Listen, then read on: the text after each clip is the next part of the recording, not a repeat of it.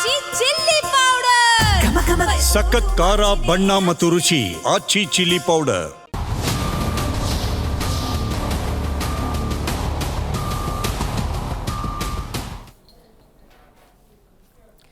ನಮಸ್ಕಾರ, ಜಿ ಸಂವಾದಕ್ಕೆ ಸ್ವಾಗತ. ರಾಜ್ಯದಲ್ಲಿ ಮುಖ್ಯಮಂತ್ರಿ ಸ್ಥಾನದಲ್ಲಿದ್ದಾರಲ್ಲ ಸಿದ್ದರಾಮಯ್ಯನವರು, ಅವರನ್ನ ತಂದೆ ಸ್ಥಾನದಲ್ಲಿ ರಾಜ್ಯದ ಜನ ನೋಡ್ತಾರೆ. ಗೃಹ ಇಲಾಖೆ ಡಾಕ್ಟರ್ ಜಿ ಪರಮೇಶ್ವರ್ ಅವರನ್ನ ತಾಯಿಯ ರೂಪದಲ್ಲಿ ನೋಡ್ತಾರೆ.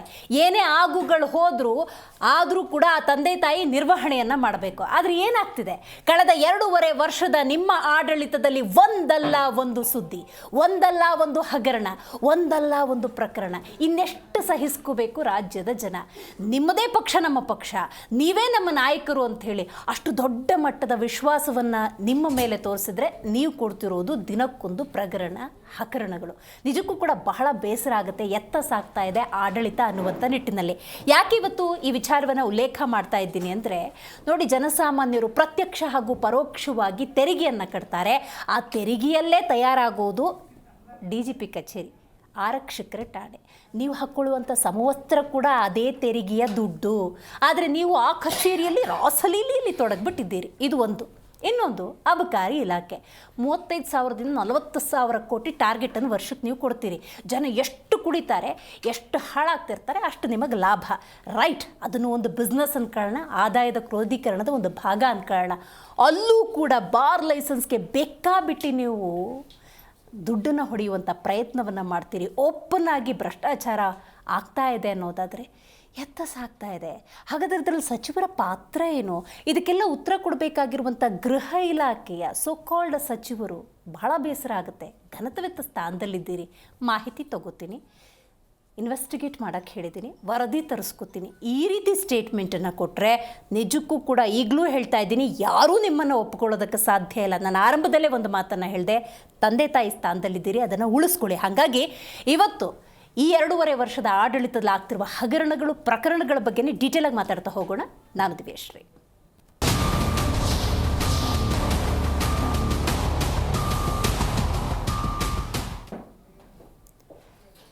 ಬಹಳ ದೊಡ್ಡ ವಿಶ್ವಾಸವನ್ನಿಟ್ಟು ನಿಮಗೆ ಕೊಟ್ಟಿದ್ದಂತಹ ಮ್ಯಾಂಡೇಟ್ ಅದು ಭ್ರಷ್ಟಾಚಾರದ ಕೂಪ ಆಗಿಬಿಟ್ಟಿದೆ ಕರ್ನಾಟಕ ಕಾಂಗ್ರೆಸ್ನ ಆಡಳಿತ.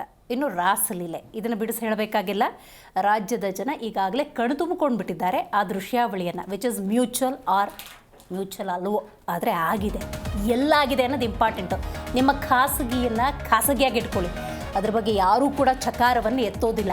ಆದರೆ ಸರ್ಕಾರದ ಒಂದು ಕಚೇರಿಯಲ್ಲಿ ನೀವು ಈ ರೀತಿ ನಡ್ಕೋತೀರಿ ಅನ್ನೋದಾದರೆ ಇದನ್ನು ಯಾವ ನಾಗರಿಕ ಕೂಡ ಒಪ್ಕೊಳ್ಳೋದಕ್ಕೆ ಸಾಧ್ಯ ಇಲ್ಲ. ಮಗದೊಂದು ಕಳಂಕ, ಮಗದೊಂದು ಕಪ್ಪು ಚುಕ್ಕಿ ಕರ್ನಾಟಕ ಕಾಂಗ್ರೆಸ್ನ ಈ ಒಂದು ಆಡಳಿತಕ್ಕೆ ಸಂಬಂಧಪಟ್ಟ ಹಾಗೆ. ಯಾಕೆ ಹಿಂಗಾಗ್ತಾ ಇದೆ? ಯಾಕೆ ಈ ಥರ ಆಗೋ ಹಾಗೆ ನೀವು ಬಿಡ್ತಿದ್ದೀರಿ ಮುಖ್ಯಮಂತ್ರಿ ಸಿದ್ದರಾಮಯ್ಯನವರೇ? ಯಾಕೆ ಈ ರೀತಿ ಹರಿಬಿಟ್ಟಿದ್ದೀರಿ ರಾಜ್ಯದ ಗೃಹ ಇಲಾಖೆಯ ಬಹುದೊಡ್ಡ ಜವಾಬ್ದಾರಿಯನ್ನು ತಗೊಂಡಿರುವಂಥ ಡಾಕ್ಟರ್ ಜಿ ಪರಮೇಶ್ವರ್ ಅವರೇ?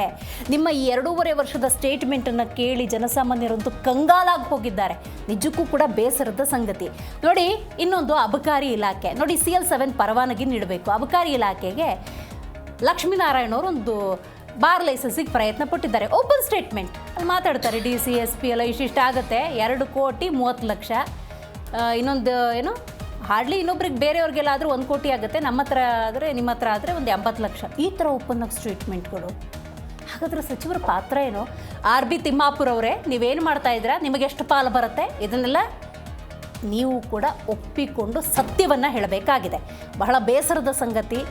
ರಾಜ್ಯದ ಕಡು ಬಡವ ಕೂಡ ಪ್ರತ್ಯಕ್ಷ ಹಾಗೂ ಪರೋಕ್ಷವಾಗಿ ಟ್ಯಾಕ್ಸ್ ಪೇಯರ್. ಒಂದೊಂದು ಶಾಂಪು ತೊಗೊಳ್ಳಿ, ಒಂದು ಬಿಸ್ಕೆಟ್ ತಗೊಳ್ಳಿ, ಒಂದು ಬನ್ ತೊಗೊಳ್ಳಿ, ಅದರಲ್ಲಿ ಪ್ರತ್ಯಕ್ಷ ಹಾಗೂ ಪರೋಕ್ಷವಾಗಿ ಎಲ್ಲರೂ ಕೂಡ ತೆರಿಗೆಯನ್ನು ಕಟ್ಟಬೇಕಾದ್ರೆ ನೀವು ಈ ರೀತಿ ಭ್ರಷ್ಟಾಚಾರದಲ್ಲಿ ಮುಳುಗಿ ಹೋಗಿದ್ದೀರಾ ಅನ್ನೋದಾದರೆ ನೀವು ನಮಗೆ ಬೇಡ ಅಂತ ಡಿಸೈಡ್ ಮಾಡೋ ಕಾಲ ದೂರ ಇಲ್ಲ. ಬೀದಿಗೆ ಬಂದು ಹೋರಾಟ ಮಾಡೋ ಕಾಲ ನಿಜಕ್ಕೂ ಕೂಡ ದೂರ ಇಲ್ಲ. ರೈಟ್, ಇದು ಒಂದು ಭಾಗ. ವಿಪಕ್ಷಗಳು ಅಂತಿದ್ದಾವೆ, ಅವು ಏನು ಮಾಡ್ತಿದ್ದಾವೆ ನಿಜಕ್ಕೂ ಕೂಡ ಅರ್ಥ ಆಗ್ತಾ ಇಲ್ಲ. ಹೋರಾಟ ಮಾಡ್ಬೋದು, ನಿಮಗೆ ಇದರಲ್ಲಿ ಪಾಲಿದೆಯಾ ಇಲ್ವಾ ಅನ್ನೋ ಕ್ಲಾರಿಟಿಯನ್ನು ಕೊಡಬೇಕು ನೀವು. ಯಾಕಂತ ಹೇಳಿದ್ರೆ ಸ್ವಲ್ಪ ಸೈಲೆನ್ಸ್ ಇದೆಯಲ್ಲ, ಅದು ಮೋಸ್ಟ್ ಡೇಂಜರಸ್. ನೀವು ಆ ಕ್ಷಣದ ಹೋರಾಟ 2 ಗಂಟೆ 2 ದಿವಸಕ್ಕೆ ಮಾಡಿಬಿಟ್ರೆ ಜನಕ್ಕೆ ನ್ಯಾಯ ಕೊಡಿಸ್ದಂಗೆ ಆಗೋದಿಲ್ಲ. ಅವರೆಷ್ಟು ಮೆರಿತಾರೋ ಮೆರಿಲಿ, ಅವರೆಷ್ಟು ಹಗರಣ ಮಾಡ್ತಾರೋ ಮಾಡಲಿ, ಮುಂದೊಂದು ದಿವಸ ನಮಗೆ ಅಧಿಕಾರ ಸಿಗುತ್ತೆ ಅನ್ನುವಂಥ ಅಧಿಕಾರದ ಹಪಹಪಿತನ ವಿಪಕ್ಷಗಳಿಗೆ ಬೇಡ.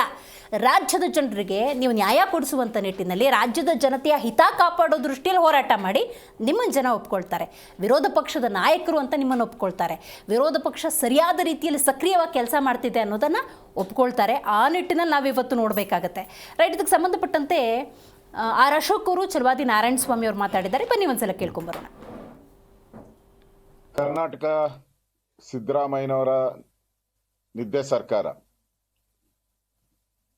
ಭ್ರಷ್ಟಾಚಾರದ ಹೊಳೆಯಲ್ಲಿ ಮಿಂದು ಮೇಯ್ತಾ ಇದೆ. ಇಷ್ಟು ದಿನಗಳ ಕಾಲ ಅಬಕಾರಿ ಇಲಾಖೆಗೆ ಟಾರ್ಗೆಟ್ ಕೊಡ್ತಾ ಇದ್ರು. ನೀವು 30,000 ಕೋಟಿ ಕಲೆಕ್ಟ್ ಮಾಡಬೇಕು, 40,000 ಕೋಟಿ ಕಲೆಕ್ಟ್ ಮಾಡಬೇಕು, ವರ್ಷದಿಂದ ವರ್ಷಕ್ಕೆ ಕಲೆಕ್ಷನ್ ಜಾಸ್ತಿ ಮಾಡಬೇಕು ಅಂತ. ಈಗ ನೋಡಿದ್ರೆ ವರ್ಷದಿಂದ 2.5 ವರ್ಷದಲ್ಲಿ ವರ್ಷದಿಂದ ವರ್ಷಕ್ಕೆ ಟಾರ್ಗೆಟ್. ವೈನ್ ಸ್ಟೋರ್ ಹರಾಜ್, CL7 ಹರಾಜ್, CL2 ಹರಾಜ್, ಬ್ರೀವರಿ ಹರಾಜುಗಳು ಆಗ್ತಾ ಇದೆ. ನಿನ್ನೆ ಲೋಕಾಯುಕ್ತ SP ಅವರು ಅಬಕಾರಿ ಇಲಾಖೆಯಲ್ಲಿ ನಡೀತಾ ಇರುವಂಥ ದೊಡ್ಡ ಭ್ರಷ್ಟಾಚಾರದ ತಿಮಿಂಗಲವನ್ನು ಬಂಧಿಸಿದ್ದಾರೆ. ಸುಮಾರು 2.5 ಕೋಟಿಗೆ ಬೇಡಿಕೆ ಇಟ್ಟದ್ದು ಒಂದೇ ಒಂದು ಲೈಸೆನ್ಸ್ಗೆ.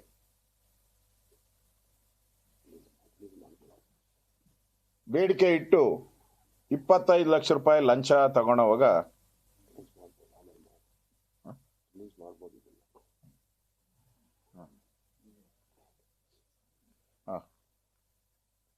ಮಾಡಿ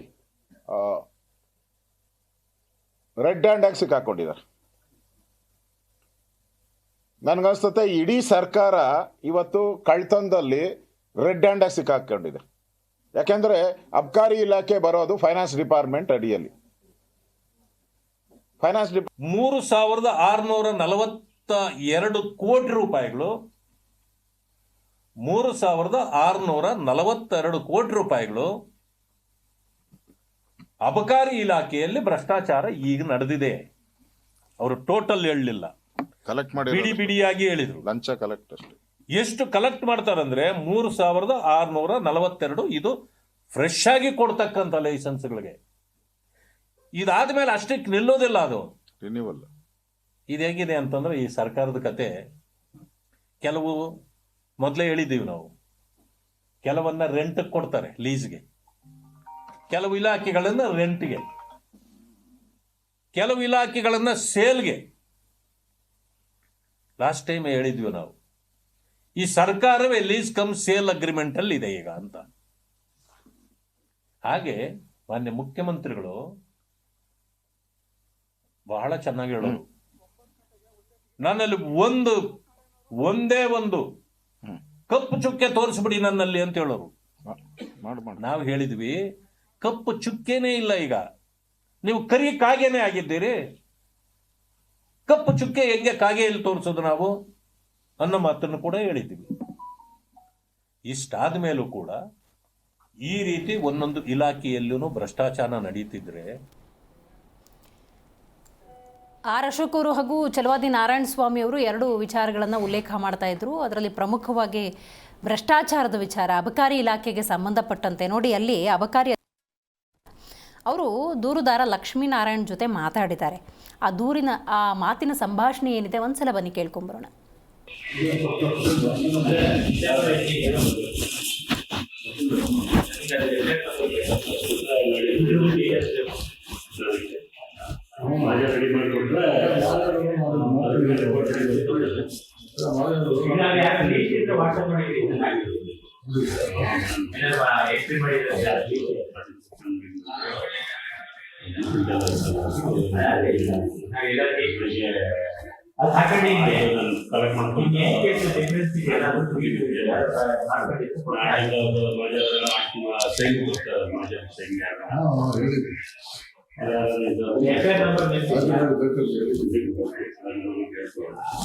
ಮಾಡಿಕೊಟ್ರೆ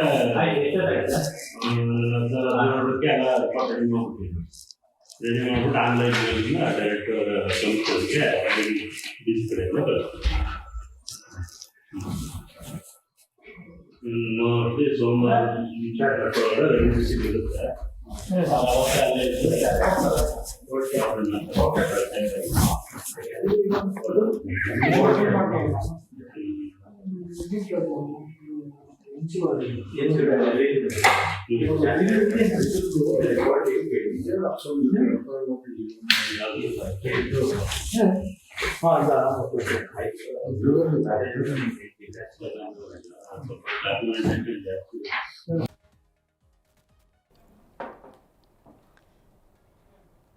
ಒಟ್ಟಾರೆ ರಾಜ್ಯದ ಆಡಳಿತದ ಕುರಿತಂತೆ ಮಾತಾಡಲಿಕ್ಕೆ ಮೊದಲನೇದಾಗಿ ನಮ್ಮ ಕಾರ್ಯಕ್ರಮದಲ್ಲಿ JDS ವಕ್ತಾರರಾಗಿರುವಂಥ ನಾಗೇಂದ್ರ ಬಾಬು ಪ್ರಸಾದ್ ಅವರಿದ್ದಾರೆ. ಸರ್ ನಮಸ್ಕಾರ.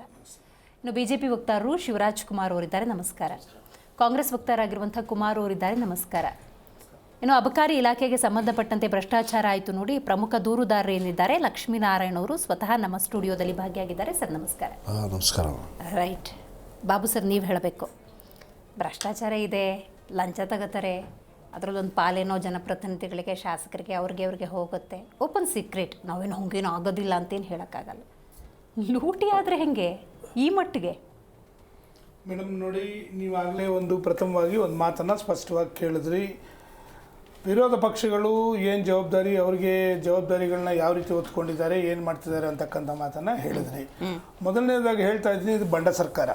ಯಾವುದೇ ಕಾರಣಕ್ಕೂ ನೀವು ಒಂದು ರೀತಿ ಹೆಂಗೆ ಅಂತಂದರೆ, ಇವರು ಟೋಟಲಿ ಓಪನ್ ಆಗಿ ಹೇಳ್ತಾ ಇದ್ದಾರೆ, ನಾವು ಬಂಡವಾಳ ಹಾಕಿ ಬಂದಿದ್ದೀವಿ, ಬಂಡವಾಳ ತಗೋತೀವಿ, ಏನು ಇದ್ರಲ್ಲಿ ಮುಲಾಜಿಲ್ಲ, ಇನ್ವೆಸ್ಟ್ ಆಗಿದೆ, ರಿಟರ್ನ್ ಅಷ್ಟೇ. ಇದು ಬಿಸ್ನೆಸ್, ದಟ್ಸ್ ಆಲ್. ಸರ್ಕಾರ ನಡೆಸಬೇಕು, ಬಡವ್ರನ್ನ ಮತ್ತೊಂದು ಉದ್ಧಾರ ಮಾಡಬೇಕು, ಇನ್ನೊಂದು ಇವರಲ್ಲಿ ಏನೂ ಇಲ್ಲ. ದಯಮಾಡಿ ಹೇಳ್ತಾ ಇದ್ದೀನಿ, ಸ್ಪಷ್ಟವಾಗಿ ಹೇಳ್ತಾ ಇದ್ದೀನಿ. ನೋಡಿ, ಸನ್ಮಾನ್ಯ ಮುಖ್ಯಮಂತ್ರಿಗಳು ಯಾವೊಂದು ವಾಲ್ಮೀಕಿ ಹಗರಣದ ವಿಷಯದಲ್ಲಿ ಓಪನ್ ಆಗಿ ಹೇಳ್ತಾರೆ, ರೇ ಅದು 165 ಕೋಟಿ ಅಲ್ಲ ರೀ, ಬರೀ 90 ಕೋಟಿ ಅಂತಕ್ಕಂಥ ಮಾತನ್ನ ಹೇಳ್ತಾರೆ. ಹಾಗಾದ್ರೆ ಯಾವ ಮಟ್ಟಕ್ಕೆ ಇವ್ರು ಓಪನ್ ಆದ್ರು ಅಂದ್ರೆ, ನಿನ್ನೆ ಮೊನ್ನೆ ಒಂದು ಪೊಲೀಸ್ ಅಧಿಕಾರಿಗಳ ಒಂದು ಸಭೆ ನಡೆಸುವಂತ ಸಂದರ್ಭದಲ್ಲಿ ಓಪನ್ ಆಗಿ ಹೇಳ್ತಾರೆ, ಪೊಲೀಸ್ ಇಲಾಖೆಯಲ್ಲಿ 88 ಅಧಿಕಾರಿಗಳ ಮೇಲೆ ಭಾಗಿಯಾಗಿದ್ದಾರೆ ಅಂತಕ್ಕಂಥ ಸ್ಪಷ್ಟವಾಗಿ ಹೇಳ್ತಾರೆ. ಹಾಗಾದ್ರೆ ಇವರು ಬಂದಿರ್ತಕ್ಕಂಥದ್ದು, ಆಗಿರ್ತಕ್ಕಂಥ ಬಂಡವಾಳ ಎತ್ಕೊಳ್ಳೋದಕ್ಕೆ ಕಾರಣ ಇಷ್ಟೇನೆ. ಸರ್ಕಾರ ಯಾವಾಗ ಬಿದ್ದೋಗುತ್ತೋ ಏನಾಗುತ್ತೋ ನಮಗೆ ಗೊತ್ತಿಲ್ಲ, ಇದ್ದಷ್ಟು ದಿವಸದ ಒಳಗಡೆ ನಾವು ಬಂಡವಾಳಗಳು ತಗೋಬೇಕು ಅಂತಕ್ಕಂಥದ್ದು ಒಂದು. ಮತ್ತೆ ಯಾಕೆ ನಾನು ವಾಲ್ಮೀಕಿ ಹಗರಣ ನಿಮಗೆ ಉದಾಹರಣೆ ಕೊಟ್ಟೆ ಅಂತಂದ್ರೆ, ಅವತ್ತಿನ ದಿನ ಹೈದರಾಬಾದ್ ಏನು ತೆಲಂಗಾಣದಲ್ಲಿ ಚುನಾವಣೆ ನಡೀತಿತ್ತಲ್ಲ, ತೆಲಂಗಾಣ ಚುನಾವಣೆಗೆ ಇಷ್ಟು ಹಣ ಅಂತೇಳಿ ಫಿಕ್ಸ್ ಮಾಡಿದ್ರು, ಅಷ್ಟು ಹಣ ಹೋಗ್ಬೇಕಿತ್ತು. ಹಾಗಾಗಿ ಹಣ ರೆಡಿ ಮಾಡೋದಕ್ಕೆ ಅವತ್ತು ಅಲ್ಲಿ ಹಗರಣ ನಡೀತು. ಅಬಕಾರಿ ವಿಷಯದಲ್ಲಿ ಇವತ್ತು ಯಾಕೆ ಅಂತಂದ್ರೆ, ಅಸ್ಸಾಮಲ್ಲಿ ಇವತ್ತು ಚುನಾವಣೆ ನಡೀತಾ ಇದೆ, ಅಸ್ಸಾಂ ಚುನಾವಣೆಗೆ ಹೋಗ್ಬೇಕು ಹಣ, ಅದು ಕರ್ನಾಟಕದಿಂದನೇ ಹೋಗೋದು. ಇಷ್ಟು ಹಣ ಇಂಥ ಇಲಾಖೆಯಿಂದ ಹೋಗ್ಬೇಕು ಅಂತಕ್ಕಂಥದ್ದು ಇದೆ. ಅಧಿಕಾರಿಗಳಿಗೆ, ಎಲ್ಲ ಅಧಿಕಾರಿಗಳಿಗೂ ಓಪನ್ ಆಗಿ ಫಿಕ್ಸ್ ಮಾಡಿದ್ದಾರೆ, ಇಂತಿಂಥ ಸ್ಟೇಜಲ್ಲಿ ಇಷ್ಟು ಕೊಡಲೇಬೇಕು, ಬಲ್ಕ್ ಆಗಿ ನಮ್ಗೆ ಇಷ್ಟು ಕೊಟ್ಟರೆ ಅಲ್ಲಿ ತನಕ ಎಲ್ಲಿ ತನಕ ಹೋಗುತ್ತೆ ಅಂತಕ್ಕಂಥದ್ದು ಇದೆ. ಟಾಸ್ಕ್ ಓಪನ್ ಟಾಸ್ಕ್, ಇದರಲ್ಲಿ ಎರಡನೇ ಮಾತಿಲ್ಲ. ಅದನ್ನೇ ನಾನು ಹೇಳ್ತೀನಿ, ಬಂಡವಾಳ ಹಾಕಿದ್ದೀರಿ. ಇದೊಂದೇ ಇಲಾಖೆ ಅಲ್ಲ, ಇನ್ನು ನಾಳೆ ನಾಡಿದ್ದು 4-5 ದಿನ ಹೋದ್ರೆ ಇನ್ನು 2 ಇಲಾಖೆಗಳ ಹಗರಣಗಳು ಬರ್ಬೋದು ಅಂತಕ್ಕಂಥದ್ದು ನನ್ನ ಭಾವನೆ. ದೊಡ್ಡ, ಇದಕ್ಕಿಂತ ದೊಡ್ಡ ಮಟ್ಟದಲ್ಲಿ ಇರ್ತಕ್ಕಂಥವು. ಇನ್ನೂ ಒಂದು ವಿಶೇಷ ಏನು ಅಂತಂದ್ರೆ, ಪದೇ ಪದೇ ನೀವು ಯಾವೊಂದು ಮೊನ್ನೆ ಈ ಮಹಿಳೆಯರಿಗೆ 2,000 ರೂಪಾಯಿ ವಿಚಾರದಲ್ಲಿ 5,000 ಕೋಟಿ ಎಲ್ಲ ಇದು ಇವತ್ತಿನವರೆಗೂ ಯಾರು ಲೆಕ್ಕ ಕೊಟ್ಟರು? 5,000 ಕೋಟಿ ಯಾರು ಲೆಕ್ಕ ಕೊಟ್ಟಿದ್ದಾರೆ? ಮಾನ್ಯ ಕಾಂಗ್ರೆಸ್ ಹೋಗ್ತಾರೆ ಹೇಳ್ಬೇಕಾಗ್ತದೆ. ಈ 5,000 ಕೋಟಿ ಎಲ್ಲೋಯ್ತು ಅಂತಕ್ಕಂಥದ್ರೆ ಯಾರು ಕಿಮಿಷನ್ ಬಾಯ್ ಬಿಟ್ಟಿಲ್ಲ. ಇನ್ನೊಂದು ದುರಂತ ಏನಪ್ಪಾ ಅಂತಂದ್ರೆ, ಇವೆಲ್ಲ ಕೂಡ ಸನ್ಮಾನ್ಯ ಮುಖ್ಯಮಂತ್ರಿಗಳ ಇಲಾಖೆ ಕೆಳಗೆ ಬರ್ತಕ್ಕಂಥವು. ಮುಖ್ಯಮಂತ್ರಿಗಳ ಇಲಾಖೆ, ಫೈನಾನ್ಸ್ ಡಿಪಾರ್ಟ್ಮೆಂಟ್ ಇದೆ, ಮುಖ್ಯಮಂತ್ರಿಗಳದ್ದು ಇರೋದು. ಮುಖ್ಯಮಂತ್ರಿಗಳು ಅವ್ರ ಕೆಳಗಿನ ಅಬಕಾರಿ ಬರುತ್ತೆ. ಹಾಗಾದ್ರೆ ಏನ್ ಮಾಡ್ತಾ ಇದ್ದಾರೆ? ಇವ್ರ ಗಮನಕ್ಕೆ ಬರ್ದೇನೆ ಮೊನ್ನೆ ಯಾವುದೋ ಒಂದು ಸಾರಿಗೆ ವಿಚಾರದಲ್ಲಿ ನೋಡಿದ್ವಿ, ಅಧಿಕಾರಿಗಳು ಅವ್ರಿಗೆ ಬೇಕಾದ ರೀತಿಯಲ್ಲಿ ಎಲ್ಲ ಕೂಡ ನಡೆಸ್ಕೊತಾ ಇದ್ದಾರೆ. ಸಚಿವರು ಹೇಳ್ತಾರೆ, ನನಗೆ ಗೊತ್ತೇ ಇಲ್ಲ, ನನ್ನ ತನಕ ಬಂದೇ ಇಲ್ಲ, ಇದು ನಾನು ಕ್ರಮ ಕೈಗೊಳ್ತೀನಿ ಅಂತಾರೆ. ಹಾಗಾದ್ರೆ ಏನ್ ಮಾಡ್ತಾ ಇದ್ದೀರಿ ನೀವು? ಇನ್ನೂ ಒಂದು ದುರಂತದ ವಿಚಾರ, ಮೊನ್ನೆ ಇನ್ನೊಂದು ಮಾನ್ಯ ಗೃಹ ಸಚಿವರು ನಮ್ಮ ರಾಜ್ಯದಲ್ಲಿ ಅತ್ಯುತ್ತಮವಂತ ಗೃಹ ಸಚಿವರು ಅಂತಕ್ಕಂಥ ಅವಾರ್ಡ್ ಏನಾದಿದ್ರೆ ಮೋಸ್ಟ್ಲಿ ಇವರಿಗೆ ಕೊಡಬೇಕಾಗ್ತದೆ. ಯಾವುದೇ ಸಂದರ್ಭದಲ್ಲಿ ಯಾವುದೇ ವಿಚಾರವನ್ನು ಹೇಳಿದ್ರು ಕೂಡ ನನಗೆ ಗೊತ್ತಿಲ್ಲ, ವಿಚಾರಿಸ್ತೀನಿ, ಮುಂದೆ ನೋಡ್ತೀನಿ, ನಾನು ತಿಳ್ಕೊಂಡು ಹೇಳ್ತೀನಿ. ಹಾಗಾದ್ರೆ ನೀವು ಗೃಹ ಸಚಿವರಾಗಿ ಯಾಕೆ ಮುಂದುವರಿತಾ ಇದ್ದಾರೆ ರಾಜ್ಯದಲ್ಲಿ? ನೀವು ಮಾಹಿತಿ ಇಲ್ಲ ಅಂತಂದ್ರೆ ಇವತ್ತೇ ರಿಸೈನ್ ಮಾಡಿ ಹೊರಗಡೆಗೆ. ರಾಜ್ಯದಲ್ಲಿ ಅನೇಕ ನೋಡಿ, ಯಾವೊಂದು ಸ್ಟೇಡಿಯಂ ಅಲ್ಲಿ ಅಷ್ಟೊಂದು ಜನ ಸತ್ತರು, ಏನು ನೀವು ಕ್ರಮ ಕೈಗೊಂಡ್ರಿ? ಹಾಗಾದ್ರೆ ಮುನ್ನೆಚ್ಚರಿಕೆ ಕ್ರಮಗಳು ಏನು ಇರಲಿಲ್ವಾ? ಹಂತವಾಗಿ ನಿಮ್ಮ ಕಣ್ಣು ಮುಂದೆ ದಿನನಿತ್ಯ ನಡೀತಾ ಇದೆ. ಎಷ್ಟು ಕೊಲೆಗಳು ನಡೀತಾ ಇದೆ, ಎಷ್ಟು ರೈತರು ಆತ್ಮಹತ್ಯೆಗಳು ಮಾಡ್ಕೋತಾ ಇದ್ದಾರೆ. ಪ್ರತಿಯೊಂದು ಇಲಾಖೆಯಲ್ಲೂ ಕೂಡ ಹಗರಣ ನಡೀತಾ ಇದೆ ಅಂತಂದ್ರೆ ಮೇಡಮ್ ಸರಿ ಸುಮಾರು ಈ ಒಂದು ಯಾವೊಂದು ಈಗ ನಾವೇನು ಮಾತಾಡ್ತಾ ಇದ್ದೀವಿ CL7 ಅಲ್ಲಿ ಹೆಚ್ಚು ಕಮ್ಮಿ 1225 ಕೋಟಿನ ಫಿಕ್ಸ್ ಮಾಡಿದ್ದಾರೆ ಅಂತಕ್ಕಂಥದ್ದು ನಡೀತಾ ಇದೆ ಟಾರ್ಗೆಟ್. ಹೌದು ಮೇಡಮ್. ಮತ್ತೆ ನಿಮಗೆ ಹೆಚ್ಚು ಕಮ್ಮಿ CL9 ಅಲ್ಲಿ 92 ಕೋಟಿ ಲಂಚ ಸ್ವೀಕಾರ ಆಗಿರ್ತಕ್ಕಂಥದ್ದು ಈಗ ಆಲ್ರೆಡಿ ಒಂದು ಹಂತವಾಗಿ ತಗೊಂಡಿದ್ದಾರೆ ಅಂತಕ್ಕಂಥದ್ದು. ಮತ್ತೆ ನೀವು ಇದು ಮಿನಿ ಬ್ರೂವರಿ ಲೈಸೆನ್ಸ್ಗಳಿಗೆ 2.5 ಕೋಟಿ ನಿಮಗೆ ಒಂದು ಇದಕ್ಕೆ ಅನ್ನೋದಾದ್ರೆ ಎಲ್ಲಿಗೆ ಹೋಯ್ತು ಮೇಡಮ್ ಇವತ್ತು? ಮತ್ತೊಂದು ಏನಪ್ಪಾ ಅಂತಂದ್ರೆ ಇವರು ಸರ್ಕಾರ ಬಂದ ನಂತರ ಬಡಬಗ್ಗರಿಗೆ ನಾವು ಸಹಾಯ ಮಾಡ್ತೀವಿ ಅಂತಕ್ಕಂಥದ್ದು ಇವ್ರಿಗೆ ಜನಪರವಾದಂತ ಕಾಳಜಿ ಇದ್ದಿದ್ರೆ ಸನ್ಮಾನ್ಯ ಮಾಜಿ ಮುಖ್ಯಮಂತ್ರಿಗಳಂತ ಕುಮಾರಸ್ವಾಮಿ ಅವರು ಅವತ್ತು ಇದೇ ರೀತಿ ಒಂದು ಸಾರಾಯಿ ವಿಷಯದಲ್ಲಿ ಬಂದಂತ ಸಂದರ್ಭದಲ್ಲಿ ಅವತ್ತು ಸಾರಾಯಿ ನಿಷೇಧ ಮಾಡಿದ್ರು, ಲಾಟ್ರಿ ಬಂದಂತ ಸಂದರ್ಭದಲ್ಲಿ ಲಾಟ್ರಿ ನಿಷೇಧ ಮಾಡಿದ್ರು. ಇವತ್ತು ಇವರು ಒಂದು ಅಬಕಾರಿ ಇಲಾಖೆಯಲ್ಲಿ ಯಾಕೆ ಅಂತಂದ್ರೆ ಜನ ಏನು ಮಾಡಿದ್ರು ಕುಡಿತಾರೆ ಅಂತಕ್ಕಂಥ ಅವ್ರಿಗೆ ಗೊತ್ತು. ಸರ್ಕಾರ ಖಾಲಿ ಕೂತಿದೆ, ಅವ್ರಿಗೆ ಎಷ್ಟು ಬೇಕಾದ್ರೂ ನಾವು ರೇಟ್ ಜಾಸ್ತಿ ಮಾಡ್ಬೋದು ಅಂತಕ್ಕಂಥ ಮಾಡಿಕೊಂಡು ಇವತ್ತು ಬಡ ಜನರನ್ನು ಯಾವ ರೀತಿ ಪೀಡಿಸ್ತಾ ಇದ್ದಾರೆ ಅಂತಕ್ಕಂಥ ಇದೊಂದೇ ನಿದರ್ಶನ. ಈ ಕೂಡಲೇ ಇದ್ರ ಬಗ್ಗೆ ಕ್ರಮ ಕೈಗೊಳ್ಳಬೇಕು. ಸಂಬಂಧಪಟ್ಟಂತ ಮಿನಿಸ್ಟರ್ನ, ಸಂಬಂಧಪಟ್ಟಂತ ಅಧಿಕಾರಿಗಳನ್ನ, ಸಂಬಂಧಪಟ್ಟಂತ DC-ಗಳನ್ನ ಎಲ್ಲರೂ ಸಸ್ಪೆಂಡ್ ಮಾಡಲೇಬೇಕು. ಮಾಡಲಿಲ್ಲ ಅಂತಂದ್ರೆ ಜಾತ್ಯತೀತ ಜನತಾದಳ ಬೀದಿಗಿಳಿದು ಹೋರಾಟ ಮಾಡುತ್ತೆ. ಅಮಾಯಕರ ಹತ್ರ ವಸೂಲಿ ಮಾಡ್ತಾ ಇರ್ತಕ್ಕಂಥ ಹಣ ಎಲ್ಲಿಗೆ ಹೋಗ್ತಾ ಇದೆ ಅಂತಕ್ಕಂಥದ್ದನ್ನ ಇವತ್ತು ಅವರು ಓಪನ್ ಆಗಿ ಹೇಳಬೇಕು ಅಂತಕ್ಕಂಥ ಆಗ್ರಹ. ಶಿವರಾಜ್ ಅವರೇ, ಎಷ್ಟು ಮಾಡ್ತಾರೋ ಮಾಡಲಿ. ಕಾಂಗ್ರೆಸ್ ಆಡಳಿತ ದೊಡ್ಡ ಮ್ಯಾಂಡೇಟ್ ಕೊಟ್ಟಿದ್ದಾರೆ. ಹಗರಣಗಳು, ಪ್ರಕರಣಗಳು, ರಾಸಲೀಲಿ ಆಗಿದ್ದಾಗಲಿ ನಮಗೆ ಅದು ಮುಂದೊಂದು ದಿವಸ ಲಾಭ ಆಗುತ್ತೆ, ನಮಗೆ ದೊಡ್ಡ ಮ್ಯಾಂಡೇಟ್ ಕೊಡ್ಬೋದು ಅಂತ ಏನಾದ್ರು ನಿರೀಕ್ಷೆಯಲ್ಲಿದ್ದೀರಾ? ಹೆಂಗೆ? ಖಂಡಿತ ಇಲ್ಲ. ತಾವು ಆಗಲೇ ಪ್ರಸ್ತಾಪ ಮಾಡಬೇಕಾದ್ರೆ ವಿರೋಧ ಪಕ್ಷದ ಕೆಲಸವನ್ನು ಹೇಳಿದ್ರಿ. ನೋಡಿ, ಮುಡಾ ಹಗರಣ ಬಯಲಿಗೆ ತಂದಿದ್ದು BJP, ಆ ಹಗರಣವನ್ನು ಲಾಜಿಕಲ್ ಎಂಡಿಗೆ ತಗೊಂಡೋಗಿದ್ದು BJP ಮೈತ್ರಿ ಪಕ್ಷದ ಸಹಯೋಗದೊಂದಿಗೆ. ಗೃಹಲಕ್ಷ್ಮಿ ಹಗರಣ ಸನ್ಮಾನ್ಯ ಮಹೇಶ್ ತೆಂಗಿನಕಾಯಿರವರು ಸದನದಲ್ಲಿ ಆ ಪ್ರಶ್ನೆಯನ್ನ ಎತ್ತಿ ಆ ಹಗರಣವನ್ನು ಬೆಳಕಿಗೆ ತಂದಿದ್ದು ಭಾರತೀಯ ಜನತಾ ಪಾರ್ಟಿ, ಅದನ್ನು ಲಾಜಿಕಲ್ ಎಂಡಿಗೆ ತಗೊಂಡೋಗಿದ್ದು ಭಾರತೀಯ ಜನತಾ ಪಾರ್ಟಿ.